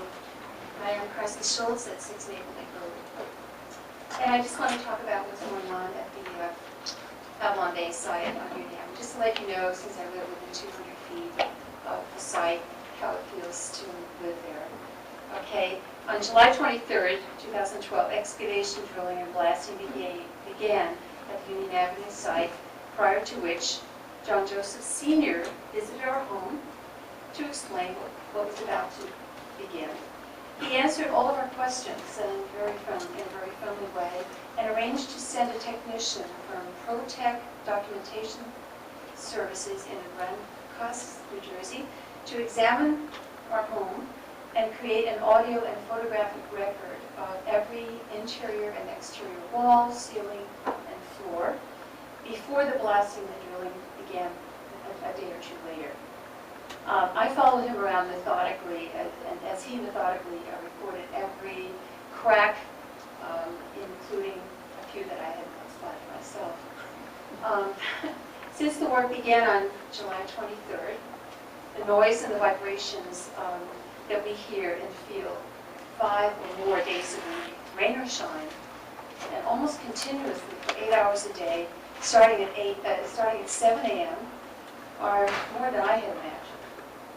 A few days after it all began, my neighbor and I were standing at the property line behind the package storage shed, and looking at all the activity and drilling going on, earth moving in the trucks, and they were there really in great force. John Joseph, the younger, came over, introduced himself, and asked if he could be helpful or answer any of our questions. And our first question was, as you can expect, how long is this going to take?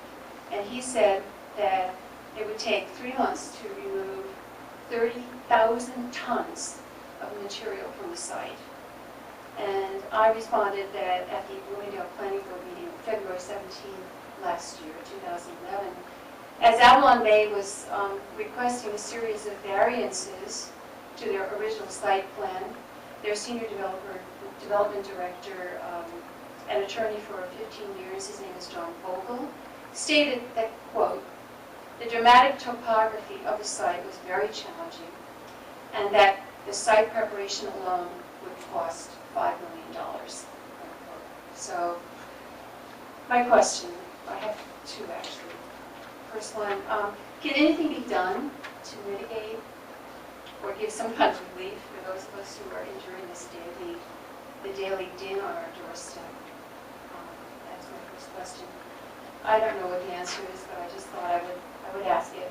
And the second one is kind of looking more into the future too. After Avalon Bay completes the preparation of this site sometime in late October, and construction begins, the major costs of which were apparently underestimated, leading to these many variances to help close the financial gap, will the council and the planning board be equally accommodating to the Horton group when excavation and construction at that much larger air tract begins or is to approach federal? Mitigate the noise, anything done? I'll defer to the attorney. I mean, as far as I know, we don't control that, the state controls the Maybe I can help blasting. you with it. I've fielded 2 questions, or I should say 2 comments about the blasting that come to my office. I'm not saying that there aren't more concerns, but they've only filtered to me. I spoke to the site contractor, Mike Fitzpatrick, who is also a resident of the town. The blaster that's performing the service is the best probably in the East Coast. I fully They agree are with that. They did work in our house. absolutely, probably top of the line, top shelf contractor. There is no other way to mitigate a site of that size, of that scope, and obviously with that much rock. If you remember back, Tilcon went in and took our fire station that's on Union Avenue. That wasn't exactly a beautiful site before they went in there, and they went in there with that giant machine and just basically pulverized all that rock into a flat lot, which the firehouse now sits upon. So to answer your question, there's no other way to change the topography of that rock but what they're commencing to do. I have to say that the blaster that's being used is top shelf, and I firmly believe that Mike Fitzpatrick's work is also equally that well and will serve the borough well. Unfortunately, living next to a construction site, It's not an easy thing, and I'm sure that that's very cumbersome to the residents that live there. Yeah, it is very difficult, and I really question, how, as time, as we move forward with the Bear Tract, I mean, the excavation that's going to have to be done is going to be probably, I don't know, 5, 6, 7 times the amount of material removal that we're observing the Avalon Bay I Tract. think that I mean, without making any, with just staying with generalizations, the mere track will provide many challenges for the contractor and the builder that signs that contract. At current stage, there is no developer that signed on for the mere track. There's a price point Yes. that all these builders Yes. use to make it, is basically, is the juice worth the squeeze. We'll see what happens with the mere track because of the topography. The question was, will the planning board be accommodating on variances? This is going by, I can't speak to that. That would be planning board's decision, but I know in the case of Avalon Bay, if they were not, I don't know if accommodate is the right word, if they weren't doing, I guess, what was needed to achieve the development once there's a buyer, then I'm sure it'll end up back in court again.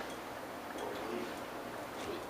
Matt, when you said some type of relief, is there something specific that you would be looking for? I that don't you could know, add? maybe a limitation in the number of hours a week that they could Or start time. perform this, that maybe adjust the start time. They're at 7 o'clock. 7 to 3 to... It is 7, Is it there is something- 7. Something specific, something specific that you could point to, like a certain hour, or, you know? But, 8 o'clock. 3:30, there we go. So it would be 8 to 4. Not on weekends? Mr. Joseph told me that it's normally going to be Monday through Friday, but that they're not to forget that there may be some Saturdays. And there have been some. I think there was more. So it's 5 plus days. Do you know, I had some experience with a neighbor who wanted to do extensive blasting, and I investigated it and got a copy of the New Jersey Explosives Act. And basically, they control everything. That act controls everything. The government, we don't have any. Same as quarries. I personally feel a great deal of confidence with the John Joe's excavating company. I'm not complaining against them. I'm just wondering. Anyway, it's hard. And they've been very, helpful and very willing to do what they can. It seems like they could. I just thought I would bring this, to your attention. What it's like on Maple Leaf. Thank you. And a long vacation.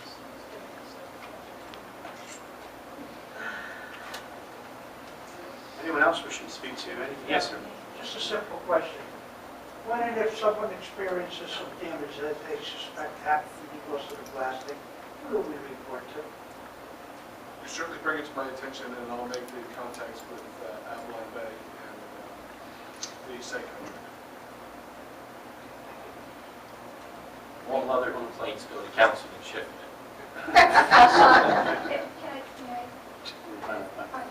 In other words, if there are any problems with cracks or damage, it would be best to speak to you before we speak to... I'm not looking to get myself wedged in the middle of this, but my reason for saying this, if it's brought to my attention, I'll make sure it's documented on the record. So Right. if you call a contractor and you don't get any recourse out of it, it's a he said, she said. If you contact me, obviously there will be a documented file showing this condition occurred and we can go forward. Did the contractor make that offer, Chris, when he came to your home? Did he make that offer? Here's my card, if you have problems. Yes, you- oh, yes, Right. he did. So my suggestion is you would call them and And- both parties. Okay. Yes. Betty Gray, 33 Ridge Road, Bloomingdale.